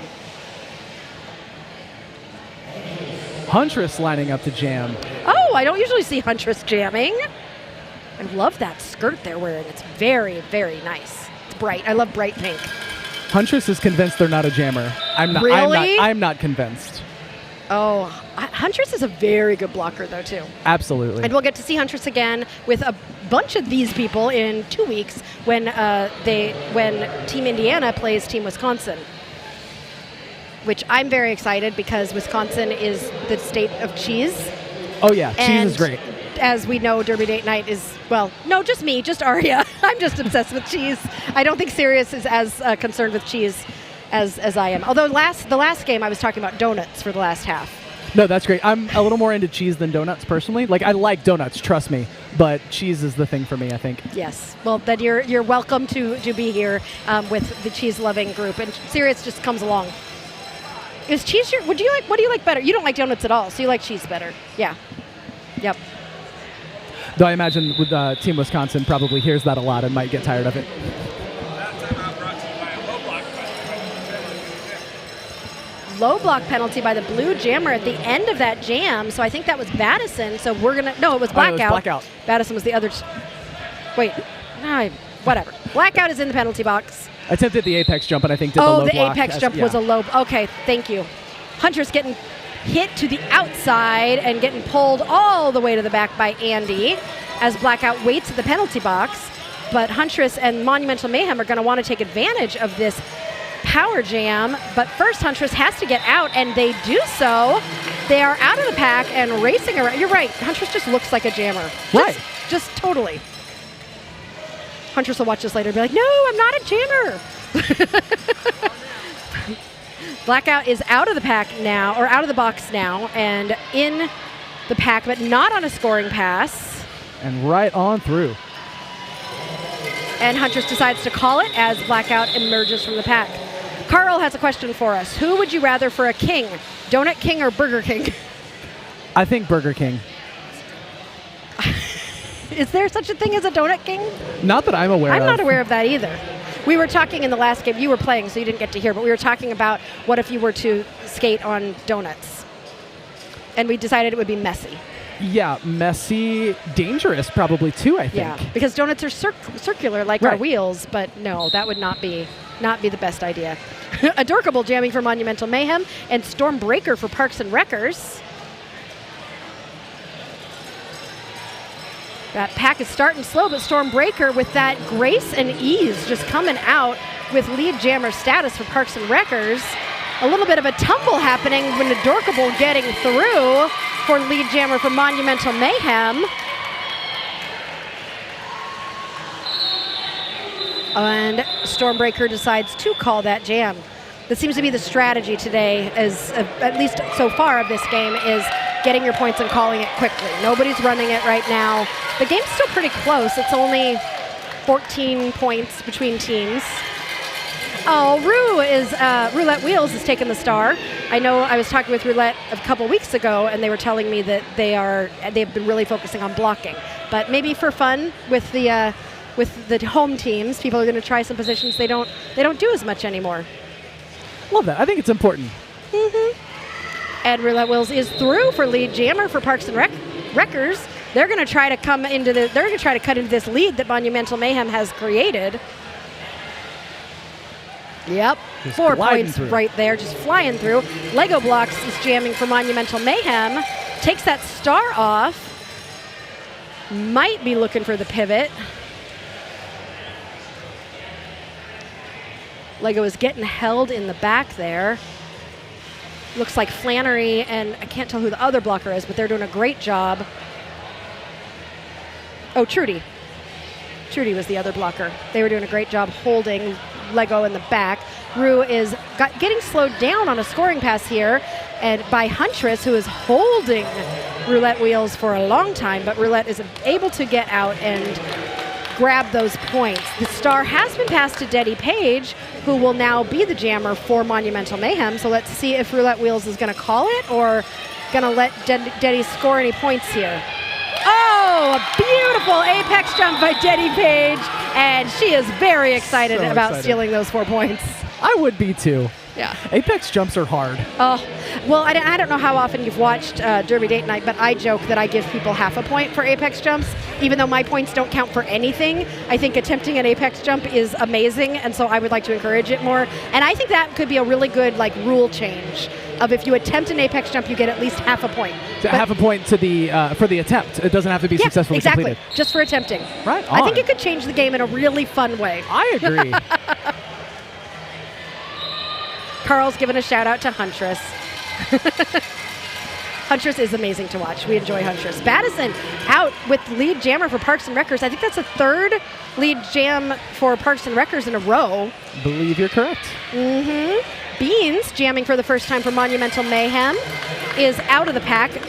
Battison has scored 4 points and calls the jam for Parks and Wreckers.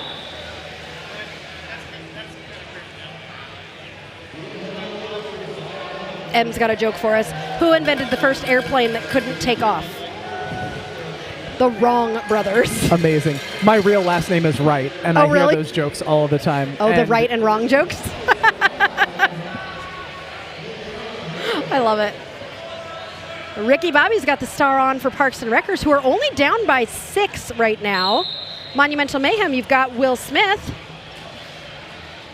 Ricky Bobby pulling the pack to the front, trying to find space on the outside. Takes a little bit of a tumble, is recovering, but has to get around. Daddy Page is able, that's not Daddy Page, is able to get around Hell No Kitty to grab lead jammer. Will Smith taking that defensive approach, tries to hit Ricky Bobby and slow them down. Will Smith, look at those, just juking around people. It's incredible. Beautiful. Manages to stay inbounds and spin around, but is not going to score points until she can get around to that pack. But Ricky Bobby's going to call it before any points can be scored. Smart call. Yep. Who all are you guys rooting for between the Parks and Wreckers or Monumental Mayhem? What team are you hoping is going to win? They are only 3 points separating these two teams right now, so we're halfway through the first half. Wow, that went fast. Mm-hmm. That happens with good derby. It's really fun to watch. Hitter Up Style lining up for Monumental Mayhem, and Lipstick Riot with the beautiful braids lining up for Parks and Wreckers.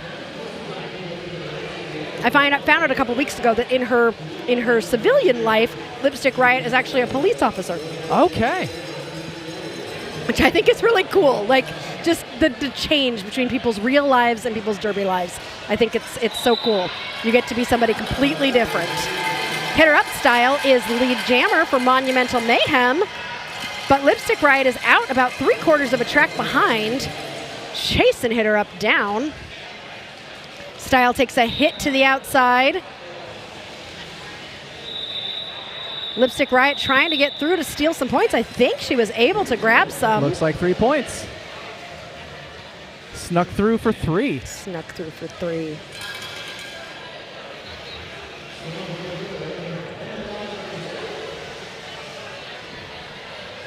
Stormbreaker's been fun to watch.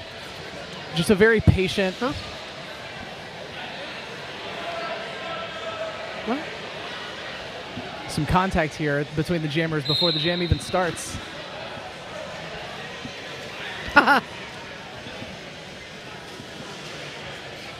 It looks like Shady's name for today on the back of the jersey is Ope.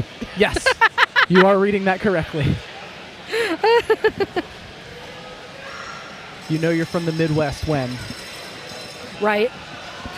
We're actually, Sirius and I are from Seattle, and we know we've become Midwest when we say Ope a lot now.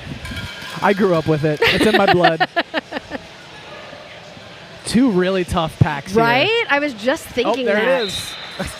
Ope, I said it. Ope. Just did it. Ope, there it is. Stormbreaker out lead. as lead jammer for Parks and Wreckers. Is anybody rooting for the Monumental Mayhem? We got a lot of Parks and Wreckers rooters in here. Ope fighting that 2 all up front. So close. Parks and Wreckers is only 2 points down right now. Star has been passed to, is that Willie? It is Willie. Who is through. Stormbreaker is trying to call the jam and is calling the jam.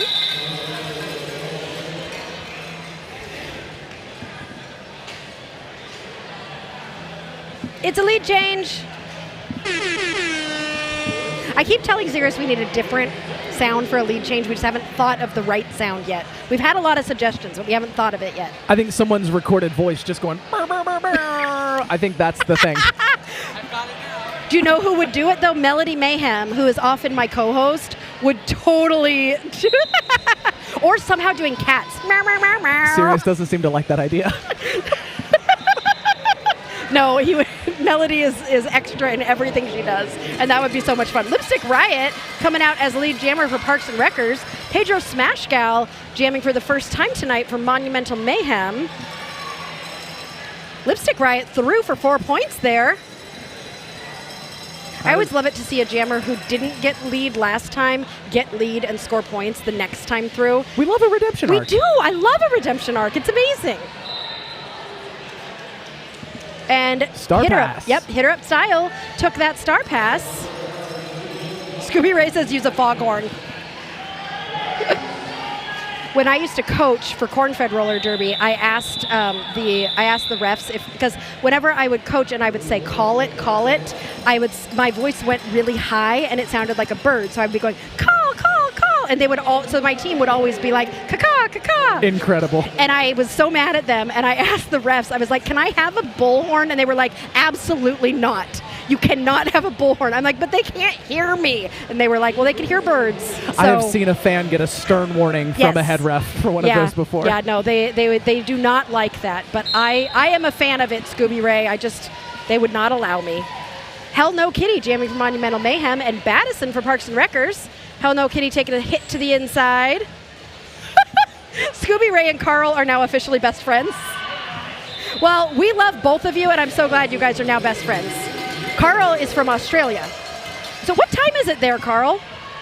It's tomorrow. What day is it? Is it it's tomorrow? in the future, I think. Wow, Carl's from the future.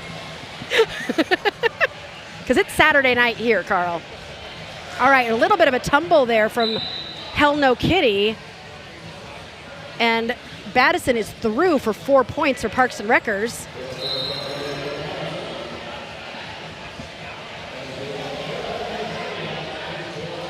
A little bit of confusion over who's going to the penalty box, but it looks like a lot of the Parks and Wreckers are in that penalty box. They've got two. There's got to be a Parks and Rec joke here, but I do know the penalty box is the world's okayest penalty box, sponsored by IJRD. So that's what I was told that we should call it during this game. It is an extremely okay penalty box. It's an okay penalty box. It's the world's okayest. Extremely okay. Very proud of the fact that I spent no time in it during the last game. Good job. That last game, that first half made me so nervous. It was me too. so close. That was a really fun game. It's 10:29 hours. So almost Is that- 10:30 in the morning. That's morning? Yeah. Oh, he already slept Saturday night. That's so crazy. Sunday. Stormbreaker jamming for Parks and Wreckers, and Adorkable for Monumental Mayhem. Adorkable is through for lead jammer for Monumental Mayhem. I'm enjoying watching Adorkable because I don't think Adorkable usually jams for Naptown in the games that I've announced, at least, and I've seen them get lead at least 3 times in this first half so far. Stormbreaker is out. Just So a Adorkable's- smile yeah. the entire time. I love it. I love it when skaters are smiling, when they're being like hit and like clearly having a tough time, but there's a lot of encouragement from everybody happening out there.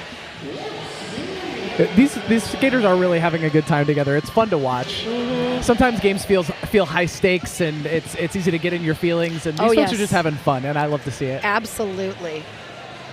Blackout up to jam. And Warp Speed is taking the star for Monumental Mayhem. Blackout getting through on the outside is lead jammer. Warp Speed is in the pack, takes a little bit of a tumble and is being pulled back by roulette wheels as Blackout is approaching the pack on their first scoring pass. Coming into that pack with no hesitation, like we were talking about before, just that confidence. Oh, takes a huge hit from Denny Page and calls the jam. I think scored 2 points there, though. 2 points. Came in, did some quick work, decided it was over. Yep, calling it done. We only have 7.5 minutes left in this first half. Incredible. Crazy. Ricky Bobby and Lego blocks up the jam. And Ricky Bobby for Parks and Wreckers. Ricky Bobby finding space on the inside to grab lead jammer. Lego up on those toe stops, trying to find some space, trying to pull that pack apart as Ricky Bobby's coming around on a first scoring pass. Sirius, after this jam, can you pull up the penalties for us? I'm curious as to where we're at. Ricky Bobby is going to lose lead jammer status and go to the penalty box. So this will be a power jam for Monumental Mayhem and Lego blocks.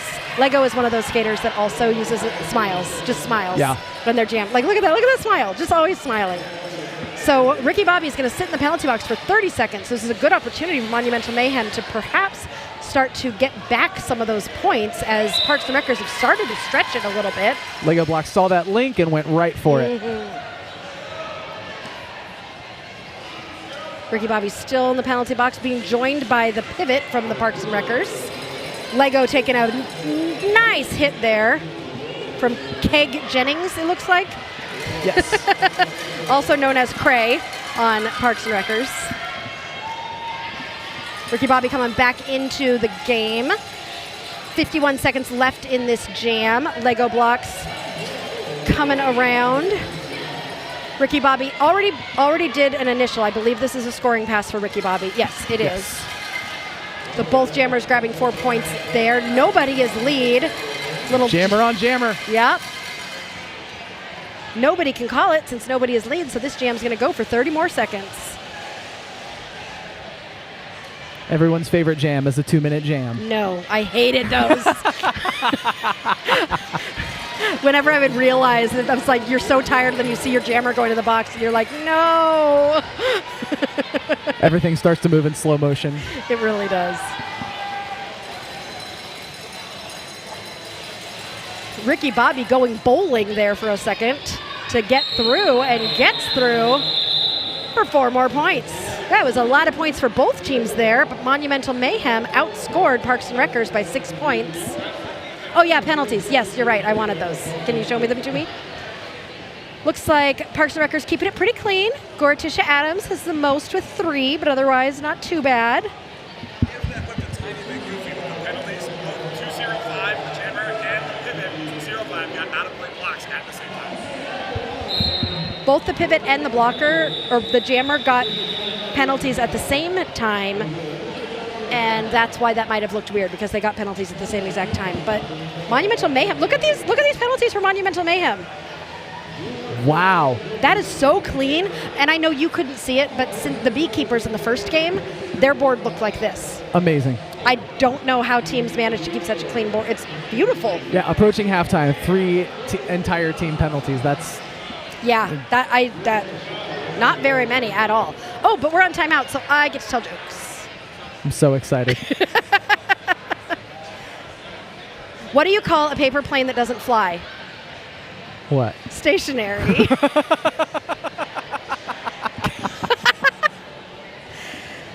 So you know windmills? I do. I'm a huge fan.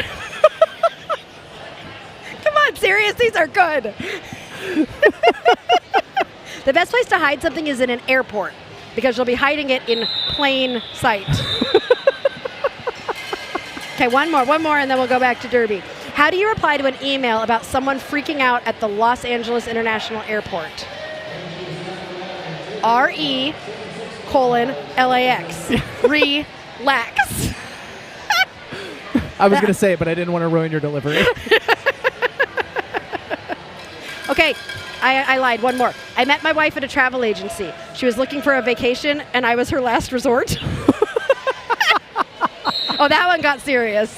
So good. Carl using his member-exclusive emojis to indicate a joke alert. We are getting new emojis, members, I promise you. But we were on vacation, so we don't have them yet. Addison jamming for Parks and Wreckers. Huntress for Monumental Mayhem. And there is no lead jammer established in almost 30 seconds, which, there it is, Huntress. But followed closely behind by Battison. So these two jammers are going to race to the pack with 4 minutes left in this first half. Huntress takes a hit to the outside and calls the jam. Did anybody get any points there? Looks no like points no points scored. to no points.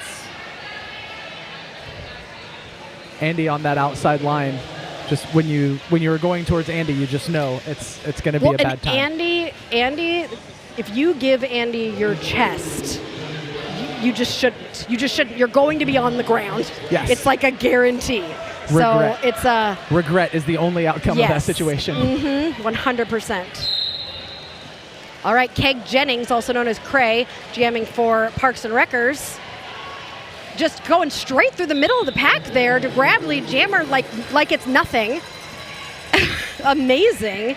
And then Deddy Page jamming for Monumental Mayhem. Struggling to find some space here. A little bit of a fight, through for 4. Yep. Cray is out. Deddy is, blackout hits Deddy to the outside and pulls Deddy back. Deddy worked so hard to get all the way to the front, and there we go. Deddy is out. Cray is finding space on the inside to get 4 more points there, looks to the bench and calls the jam before Monumental Mayhem can score any points. Bringing that total, it's almost a 20-point lead now. That happened fast. It did, real fast. This is a very fast game. With a hug on the jam line, we're going to see roulette wheels and Hill Willie. Hill Willie. It's what it says on the back of their jersey. Hill Willie instead of Will Smith for Monumental Mayhem. You know, because everybody has 3 names now. Scooby wants a greatest hit DVD or something. Actually, a compilation of greatest hits would be pretty cool. Oh, was that another Andy hit? It sure was. So was. right after Scooby said, "Can I buy greatest hits?" Andy was like, "Here's one." Imagine Andy would feature prominently in that DVD. Right. Willie coming around. Roulette had the star off, but was able to get through without passing it. Willie sees Roulette coming and calls the jam. So did they get any points? Monumental? 2 points to Monumental Mayhem there.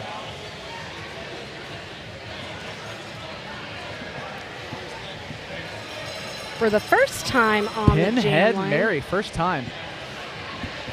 I haven't seen Pinhead Mary jam before, I don't think.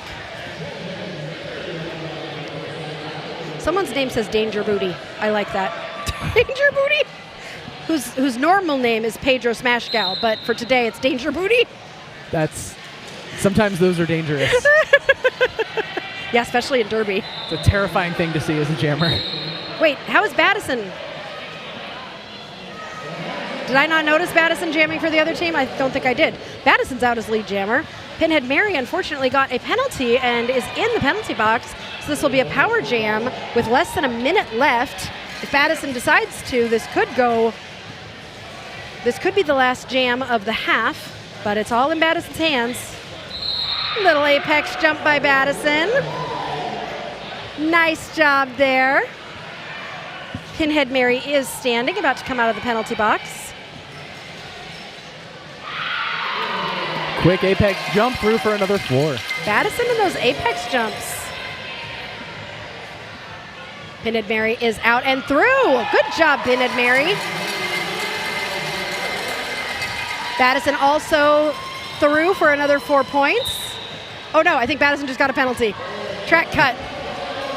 So Pinhead Mary and the Monumental Mayhem now has a power jam, and this will be the last jam. Oh, a little bit of a fall, but gonna recover and keep going. The crowd is very excited for Pinhead Mary to be scoring some points here.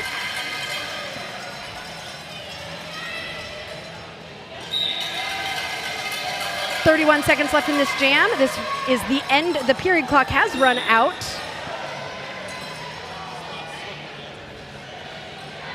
Is it getting slippery out there?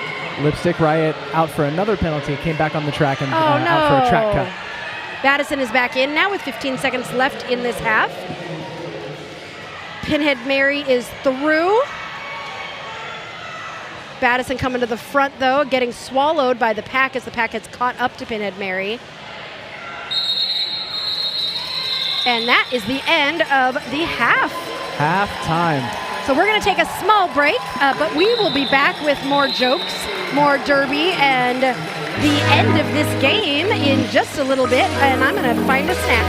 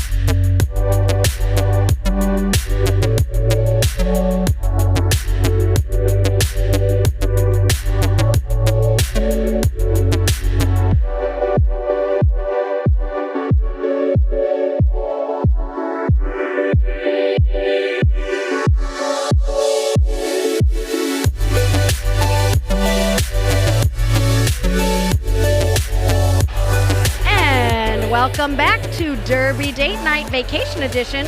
You are joining us for the second half of the Naptown Home Team game between Parks and Wreckers and Monumental Mayhem. It was a close game throughout most of the first half, but it is now anybody's game in the second half. Parks and Wreckers have kind of taken away with it, and we'll see if Monumental Mayhem can come back and catch up a little bit. So I've still got Ursa Mamer here with me. Hello, hello. Excited to have you here with us today for this second half of what should be a real fun game.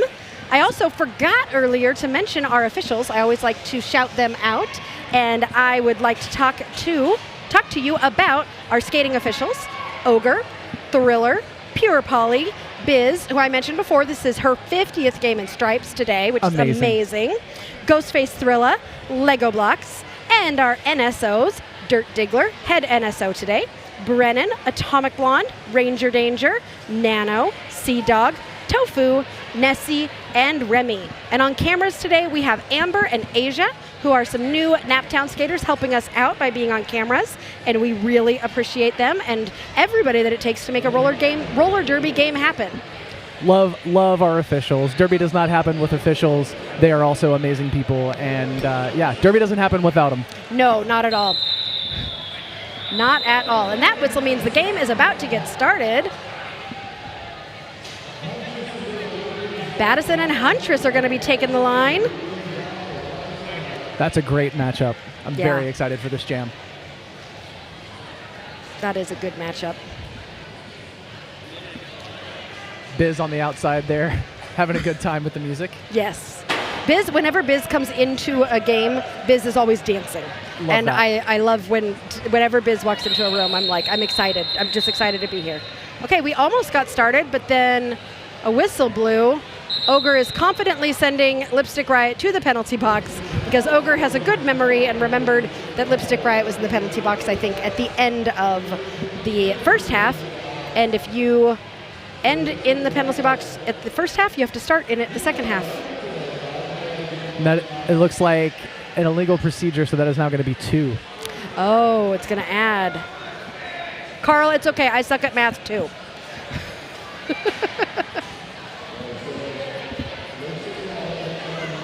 had penalty time left over from the first half. Did not report to the box when we started the second half, so the jam started and kept it from happening. Is there a second penalty? Ogre just came over and confirmed to us that we were correct. I love it when he comes over and tells us that we were correct. It always makes me so happy. Right. We're very smart. We are good at calling derby things. We know rules. We know how the sport works. Mm-hmm. Yes, we were thinking for a while we wanted like a speculation emoji because we like to speculate sometimes like what they're calling an official review on. Right. And I'd say like 75% of the time we're usually right, but there are times where we've speculated this huge thing that never existed. We're like, I bet they were doing it on this thing that happened there. Nope, we just made it up. So, and we always say, we're here talking about the derby, but we are not the ones reffing, so we have no power, we have no say. If we think something happened, but the refs say, no, it didn't, we're wrong.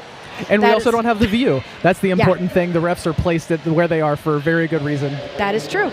Resetting the time on the board because the jam didn't actually start. It looks no fun in display, but it should cycle the jam. All right, the board looks weird right now, and they're recycling it to be starting at 30 minutes because something happened and the time started, even though the jam never officially started. So the second half never started, so we have now gone back in time, I guess. And now the second half has started. Huntress trying to find space on the outside, almost gets hit by roulette wheels, but does not, and gets through for lead jammer. Battison had that star off of her head real fast, but was not able to get it to that pivot. Battison juking around a blocker there, trying to get through. Huntress is at the front of the pack. Huntress is through for 4 points for Monumental Mayhem. Looks like we completed a star pass, and Roulette Wheels is now stuck at the back of the pack. Okay, great. Does not have the star on, but is in hand. And Roulette Wheels is through. And Huntress is going to call it. Lego Blocks has got the star on for Monumental Mayhem. And a smile, like always. Oh, I love that. And Ricky Bobby's got the star on for Parks and Wreckers.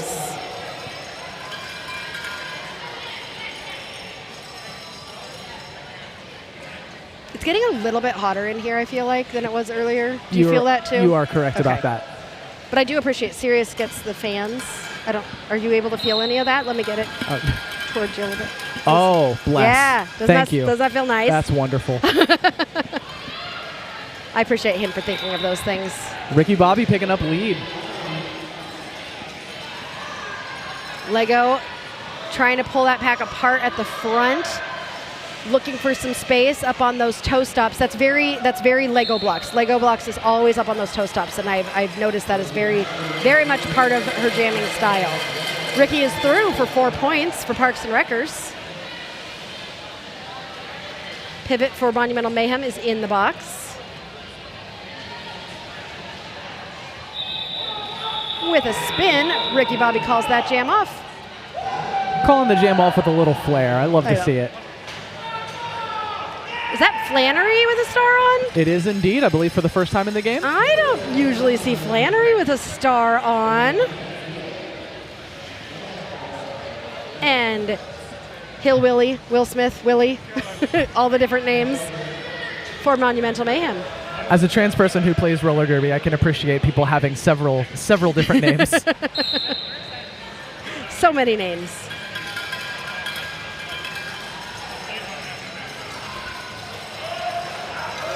Whoa, a little bit of everybody falling down. Beautiful by Flannery there. Everybody, both jammers colliding and falling. And looks like Flannery is headed to the penalty box on a low block there. Will take advantage of that to get out as lead jammer and is coming around on a scoring pass. This is a power jam for Monumental Mayhem, who are behind by 20 points. So this is a good opportunity for them, but Will Smith's going to have to get past Blackout first.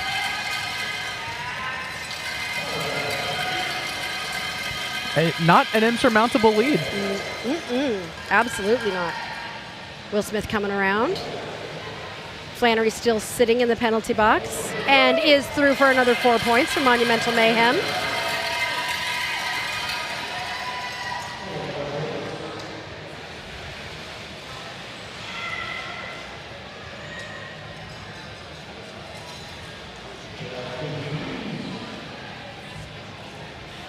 M with a shout out in the comments, trans roller derby folks represent.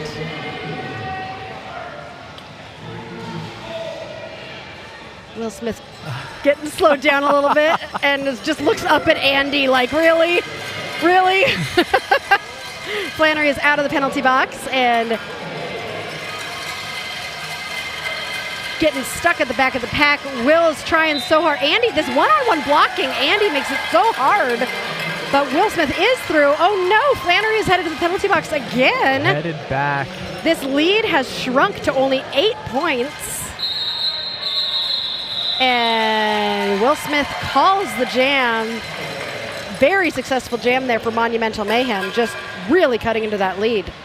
Is this the first power start of the game? It might be. If it's not the first, we've not seen many. No, we have not. Not as many as we did in the first game. The first game, there were quite a few, I feel like. There were.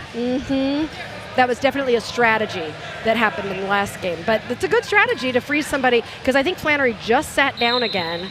Yeah, they'll get a full 30 seconds or close to it.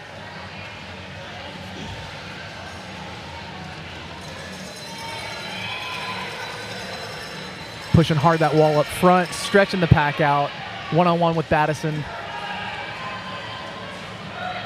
Adorkable with the lead jammer for Monumental Mayhem. Flannery is standing.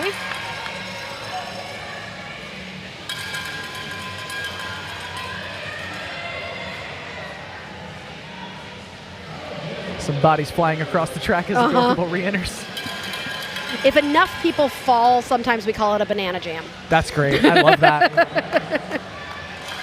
And then it's a shenana jam if the jammers switch spots.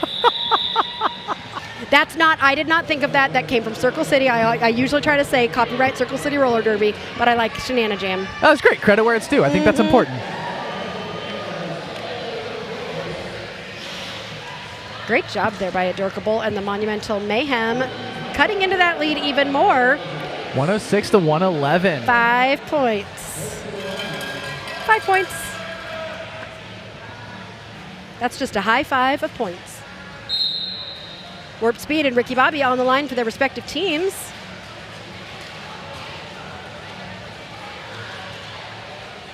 Ricky Bobby trying to lead with the butt there to get through, but was not successful.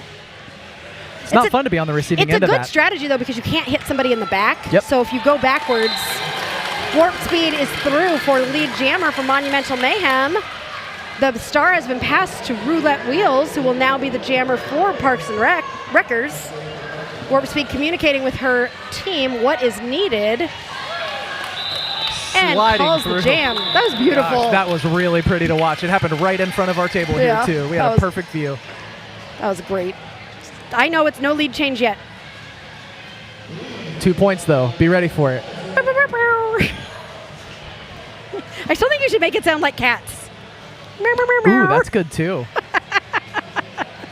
You can record our cat making all the different meows he does and then turn it into the sound. But I think I see 6 buttons there. I'm thinking we do 6 different foghorn sounds, right? Depending upon what kind of a lead change it felt like in the moment. Exactly. Battison out as lead jammer for Parks and Wreckers, making sure we're not going to use that lead jam change, that score lead change button. Blah. Beans jamming for Monumental Mayhem. I just like that name. I don't know why. That's great. Beans, it's just silly. Battison through for 4 points. Beans taking a big hit, but looks like that might have been an illegal hit. Yeah. Blocker from Parks and Wreckers headed to the penalty box. Battison threw backwards for 4 more points.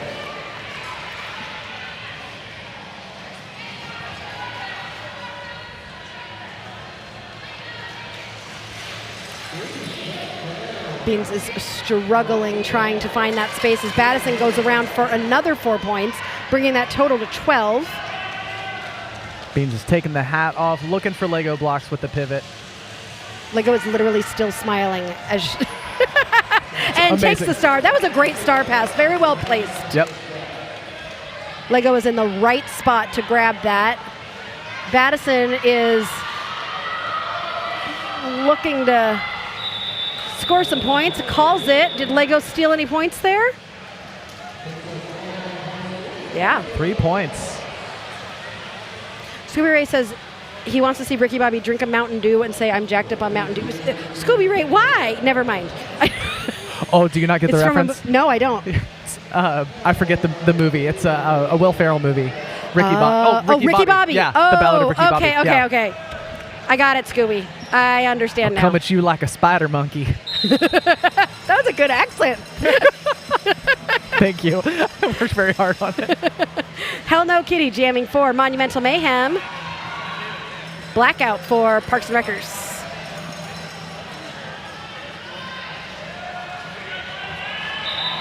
Blackout through for lead jammer for Parks and Wreckers. Looking, I am amazed when jammers can fix their equipment. Oh, I love it. Blackout's just stopping. Like normally they fix their equipment while moving. Blackout's like, Yep. I'm just gonna stop. The safety first. Absolutely. You got to do what you got to do. And then, oh my gosh, really? So good. Right on through for 4. Oh no, but gets a track cut. Oh. Aww. And skates on the track to the penalty box, which is the most common penalty I have seen this season. Oh no, fell on the penalty box? Oh dear. But the most common penalty I've seen this season, honestly, is skaters skating on the track and then getting a second penalty. I don't know if you've seen it a lot too. Every captains and official meetings for every game that I've played, they've emphasized that they're looking really, really hard at They that. So are, it's, yeah. and it's getting called every single time. Yep. And I mean, I haven't played for a while, so I don't know if things have changed. But I remember like you need to exit immediately, and so I'm guessing at some point Derby kind of shifted. It's always been wrong to do that, but I think they've just done a clarification where they're calling it a little tighter than they used to. Okay. In the meantime, Shady is now jamming for Monumental Mayhem. Talladega Nights is the movie. Talladega Scooby Nights. Yes. Well, we should pass that along to Ricky Bobby and see if we can make that happen. I think Shady was looking at the scoreboard when she went by, but it looked like she was looking right into our souls. I felt it, honestly. I was like, what? Whoa. So what kind of This is awful very things are you serious. saying about me on this live stream? Don't worry, we try to say nice things here. Nothing but good things. Nothing but good things. We just like to cheer on everybody. Stormbreaker on the line for Parks and Wreckers and hitter up style for Monumental Mayhem.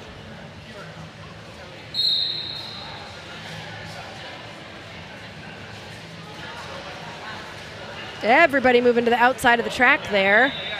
Hitter up style, finding space. I don't know where that's, but where she found space to get through there, but Sometimes all it takes is half a second. right, just a little space. And you, in the last game, you were both jamming and blocking. Which one do you prefer? Oh, I only jammed in the last game. Really? Yeah. I thought I saw you blocking a couple times. I Only jammed. Wow. I truly could not tell you which one I like better. I really love both Nice. sides of the game. 4 I always points joke that scored. I love jamming at the jam, mid-jam, I hate it again, and then I forget all about it when I go to start again, and the cycle continues, and I just never learn. It's like a love-hate relationship with jamming. See, when I was a pivot when I played, and I always loved taking the star, but then coming around, if they didn't call it off, that was when I hated being a pivot. I was like, oh no, I actually have to jam. Right. No, I don't want to do that. When you successfully take the star, you're a hero. Right, exactly. And then I'm like, yay, they're going to call the jam. Oh no. Flannery, lead jammer. Here's that redemption arc you were talking about. There it is. Love to see it. Pink is coming right behind. After some amazing moves, just going right on the outside line there. Look how fast Pink is going. Pink also has pink knee pads, which I love. Yeah. Oh, We appreciate so Brandon. excited about Yeah. stealing some points there. Well deserved. Mm-hmm. Celebrate your wins. Absolutely. Oh, look how excited on the sidelines. They're all congratulating Pink. Everybody's so happy. I love it. 16 minutes left in this game.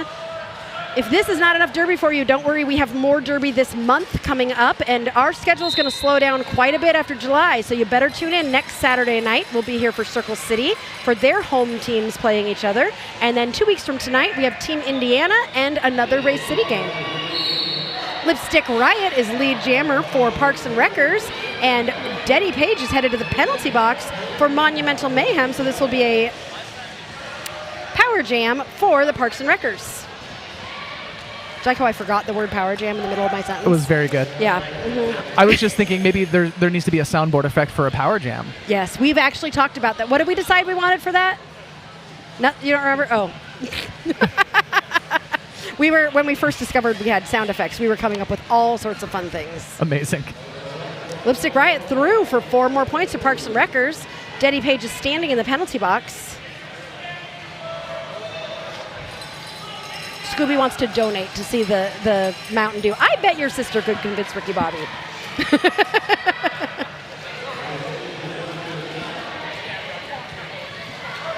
Lipstick Riot through again for another 4 points.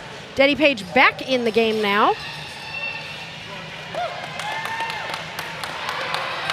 Takes a hit to the inside by, is that Battison who's pivoting? It sure was.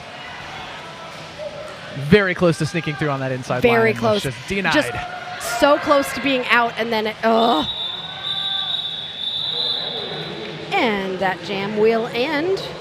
Very successful for Parks and Wreckers. They do not want us to hit that lead change button. Look at that. They've pulled ahead by more than 25 points now. Still not an insurmountable lead. We're getting close No. on time, but it can be done. Absolutely. We've seen some jams that were like 27, 28 points. Oh, yeah. Mm-hmm. In one jam.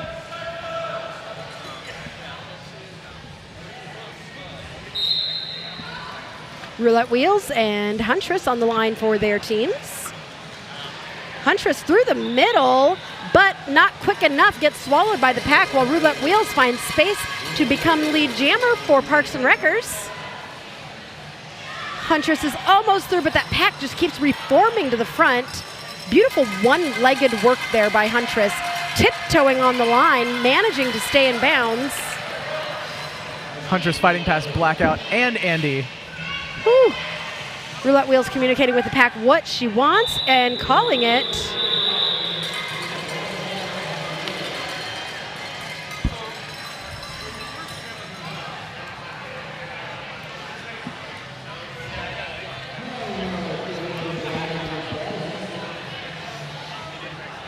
Battison on the line for Parks and Wreckers, and Hell No Kitty for Monumental Mayhem. Serious, I have so many jokes left, and they're not calling timeouts. So you don't get to roll your eyes at me very much, I guess. And the derby is so good, we can't do the puns. I know. You know, that's not a bad problem to have. I agree. Battison is lead jammer for Parks and Wreckers. Hell No Kitty is getting recycled all the way to the back by Flannery O'Clobber, who clobbers her again. Sometimes it's just there. Yeah, it works. Battison is through for 4 points. Hell No Kitty taking a hit to the outside. Battison. Look at the space on that inside line. You cannot leave more than 6 inches because jammers will take it. I'm noticing that a lot of jammers are finding that inside line space, and if somebody's just stepped 1 foot over, it's... But you got to be careful. The lines are like the dark side. They are. It's very tempting. They are, and if a blocker sees you coming, yeah. We have a star pass to Pinhead Mary, who's almost through the pack. Stop there. Almost through. Battison coming around again.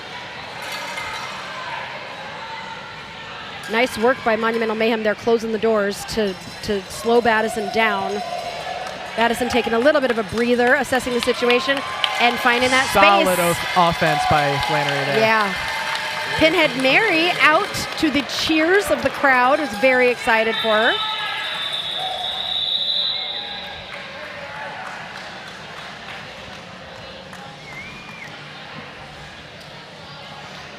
That was successful jam for Parks and Wreckers. Yeah, 16-4. Mm-hmm. Let's see, do I have any other good short jokes here? We've been driving all day. I need a break. Get it? He goes, yeah. My suitcase started crying when I picked it up. I was carrying emotional baggage. Oh, felt that. Yeah, that one's a little deep. Willie skated through no. and then immediately a penalty. I didn't see the call. I didn't see. Well, okay, wait. Forearm? Thank you. Forearm. And Ricky Bobby jamming without a Mountain Dew. Trying to pull that pack apart at the front. No pack is called, but it looks like they reformed. Now it's just Huntress, and they have to let them go. Will Smith is standing in the penalty box, but Ricky Bobby controls this game right now. Quick offense, Ricky Bobby was almost able to get through. Will Smith being pulled back by Roulette Wheels. I think Willie is still on initial, right? I believe that is correct, and the hat is off. Ricky Bobby takes a hit to the outside, laughed, then did like a pouting sad face, and then called the jam. That was adorable. That was a journey that we just went on watching that. That was a very emotional journey. I've been there. I know that feeling. That was really good. Oh no, I have to stop now. Now I'm done. Especially when you feel like you're close to doing something really, really great, like you're almost through, and all of a sudden just a butt comes out of nowhere, and then you're on the ground. Oh, the worst. So my dad thought Cuba would be boring. He's now Havana, a really good time. Okay, I got a laugh from Ursa and complete, like just a dead stare from Sirius. I don't know what that was. Thank you, Ursa. I appreciate it. Listen, puns, wordplay, dad jokes, whatever you want to call it, it's my stuff. Sirius, I'm so into it. We can have Ursa here. They appreciate the jokes. That's the important piece here. The harder you roll your eyes, it just feeds me. The more you'll laugh. Yeah, it just feeds me. See? Prague is my #1 choice for a dream destination. Dying to check it out. Sirius is shaking his head no. Come on, these are good. These are curated, Sirius. It's a long series of great jokes. We should just call you Butter because you're on a roll. Oh, that was so good. Purple successfully called the timeout. The person who designated themselves as the alternate was that Desert did not have an A anywhere on their persons. The captain received the Thank you. All right, so that happened because a timeout was called by Monumental Mayhem by the person who was designated as the alternate but did not have the A on their person. You have to have an A somewhere on your person, and so the captain received a delay of game penalty. One time when I was coaching, I successfully called a 4th timeout. Amazing. I don't know how it happened or why it happened, and I think Ogre might have been I think his eyes rolled so hard when he realized what I did, and it was one of those where I think people thought I did it intentionally, like, let's see if I can get a 4th timeout. Right. No, absolutely not. I once watched an A make their captain foul out because their captain was on 6, and the A got a penalty, and the captain had to get the penalty, and yeah. Oh, look at Dark Vader and Stormbreaker. That's so cute. Or Dork Vader. A Dorkable is Dork Vader. Right. A little pre-jam snuggle, pre-jam hand-holding, making a heart. Oh my God, a heart! Ah, so good. That's adorable. Adorkable.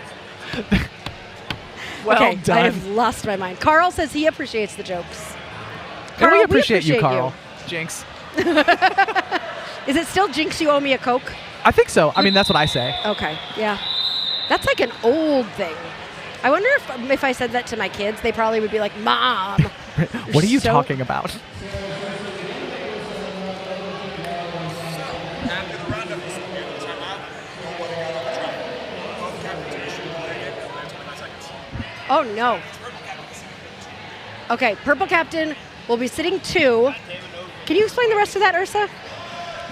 I only followed a little bit of it. But Both teams. Okay. The timeout was ending. Neither team reported to the track. Both teams received a delay of game. Right. Okay, Carl, what I mean by having the A on, alternate captain. So there's a captain who has a C, and then the alternate has an A. And it can be, usually people write it on their hand or they write it on their arm. Some people will wear a shirt that has a giant A on it. Like, you just have to be able to see an A very prominently somewhere on the person. Or an armband, yeah. Lots Or of an people do armband, armbands. yeah. I always did it on my hand when I was coaching. Adorkable through. And looking very pleased, So deservedly happy. so. But this was a power jam start for Monumental Mayhem because it looks like Roulette Wheels with a star on. No, Stormbreaker. Yeah, Did Stormbreaker Stormbreaker. start in the penalty box? I think we missed that. We might have been mutually talking about our jokes. Oh, yes.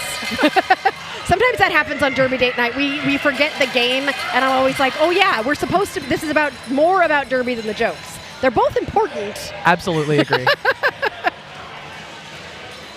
That is a big mashup of people.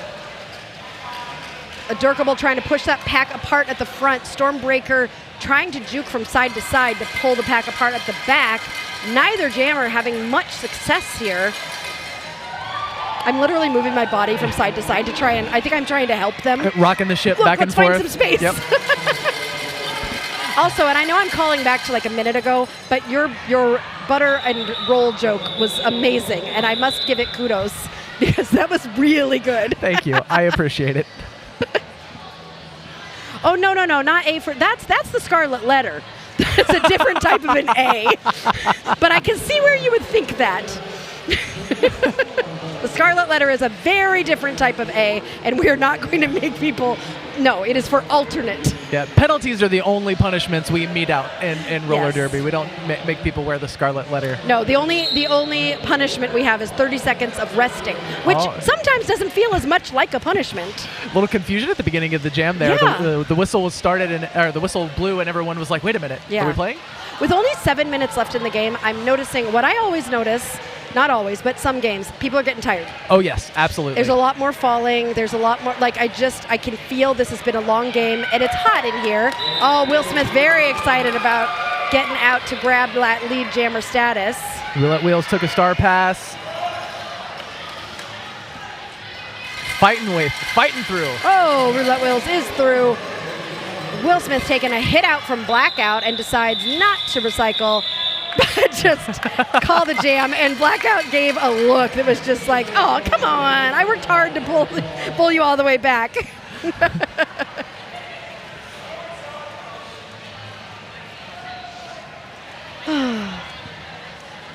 Lipstick Riot has the star on for Parks and Wreckers, and Lego for Monumental Mayhem.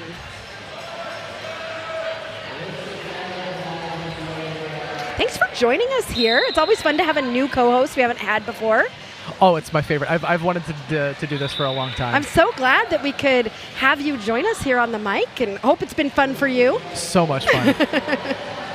Lipstick Riot with those fantastic braids out for lead. And we'll get to see you again in 2 weeks with Race City, right? Absolutely. So we'll get to see you again for that. And then does Cincinnati have any games coming up? Yeah, our last home game of the season is next weekend against the Kalamazoo B team. Wonderful. It's going to be a tough game. I'm very much looking forward to it. Nice. Good. How many teams does Cincinnati have now? We just have the one. The one, okay. COVID hit us pretty hard with roster, so we've... The layout of teams has really changed. Yeah. And so some teams that because I feel like Cincinnati used to have a very large team. We did, yeah. So it's now a lot smaller. And, I'm just glad that teams made it out. And, every team will rebuild and figure it out. But as long as you've got at least one team, you've got a team. And then you can build from there. And some teams didn't. Mm-hmm. Some teams That's very true. Yeah. Well, I think we've been pretty lucky here in Indiana. We've kept a lot of teams. Yeah, it's just great. Flannery jamming for Parks and Wreckers being pulled to the back there. Hell No Kitty is kind of stuck at turn 1. Flannery finding that space on the apex of turn 1 to grab lead jammer for Parks and Wreckers. Hell No Kitty has the star off. Does Huntress have it now? I believe they do. Yep, I see the star in their hand. You're right. Huntress does look like a jammer. Right? Taking a hit from Andy and staying in bounds. The spin that was move. So good. And that was a hit from Andy. Mm-hmm. That's hard. Flannery coming around. Huntress about a quarter track behind. I don't know if Flannery's going to let them score anything here. Fast moving pack. Oh. People falling over people. There's going to be at least one low block call there. Maybe not. Yep. I'm surprised. I expected it as well. Yeah. Maybe no ref saw it. I see Gurr explaining something, so there's probably a reason that we're missing why there wasn't a call. Or, I might want to ask later. Yes, Carl, you are right. More trips, slips, and falls. They happen more later in the game usually. So that is what I think you're seeing right now. Yeah, skaters are tired, they're sweaty, and so when you fall, the floor gets a little bit more slick. Stormbreaker and Beans. Beans just snuck around the outside. It was very clever and almost got through, but not quite. Stormbreaker is lead jammer. Hey, I'm not moving, and I just achieved my move goal on my Apple Watch.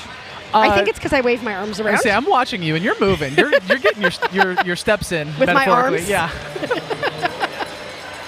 Stormbreaker has got 4 points. Ooh, big hit. Again, almost out. It's like you get everybody except that last blocker. Yep. And so hard when you get pulled all the way to the back. Soul crushing. Oy.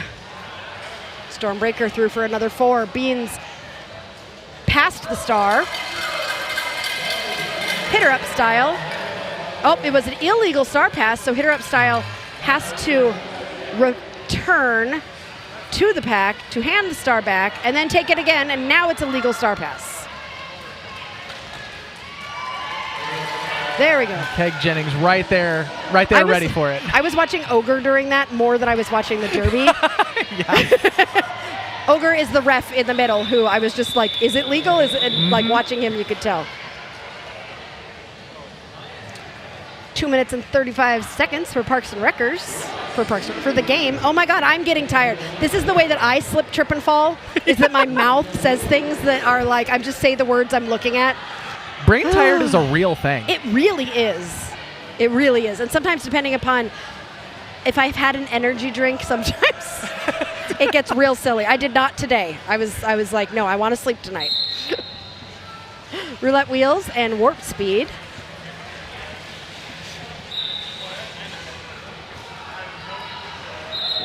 Warp speed out, but roulette wheels right behind. I love watching how Rue, like that stride. I just love that stride. Both jammers approaching the pack at high speeds. Warp speed calling it 1 point, 2 points. Yeah, when you don't get lead, you want to get there and you want to scare them into calling it before they get the chance. Exactly. Pink Stitches on the line for Monumental Mayhem and Lipstick Riot for Parks and Wreckers with 1.5 minutes left. This could be the last jam of the game. So as we like to do here on Derby Date Night, if you saw somebody do something great and you want to shout them out in the comments, a lot of the skaters like to watch these games the next day. So if you want to say something fantastic about them, go ahead and do it here. And also, if you haven't subscribed to Derby Date Night, please do so. We're getting so close to 1,000 subscribers, and I would really love to see that. That would be a wonderful thing, and it doesn't cost anything to subscribe. If you do want to support us monetarily, though, you can always send us a super chat or become a member.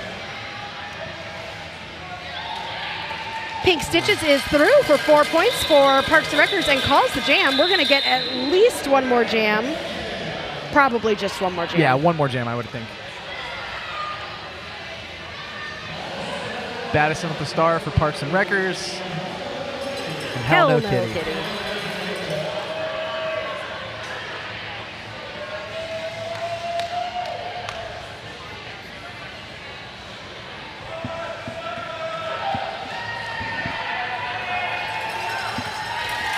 Oh my gosh, I forgot to talk about this. Tom Klubens, who has been the photographer for Naptown for 17 years. Battison is lead jammer for Parks and Wreckers. This is Tom's last game as the Naptown photographer. Oh wow, I didn't know that. He takes such good pictures. Yep, he will not be able to do that for anymore, and we will miss him greatly. He has been so wonderful for the Derby community, and so a shout out to Tom Klubens for being so great, and he will still be around as a fan. Oh, Roller Derby 24/7, Eric sent us a super chat.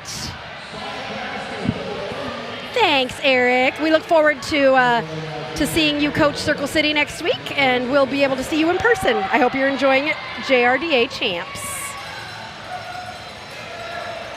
M shouting out to all of us. And that jam is called the unofficial score, Parks and Wreckers. The upside down Muncie map.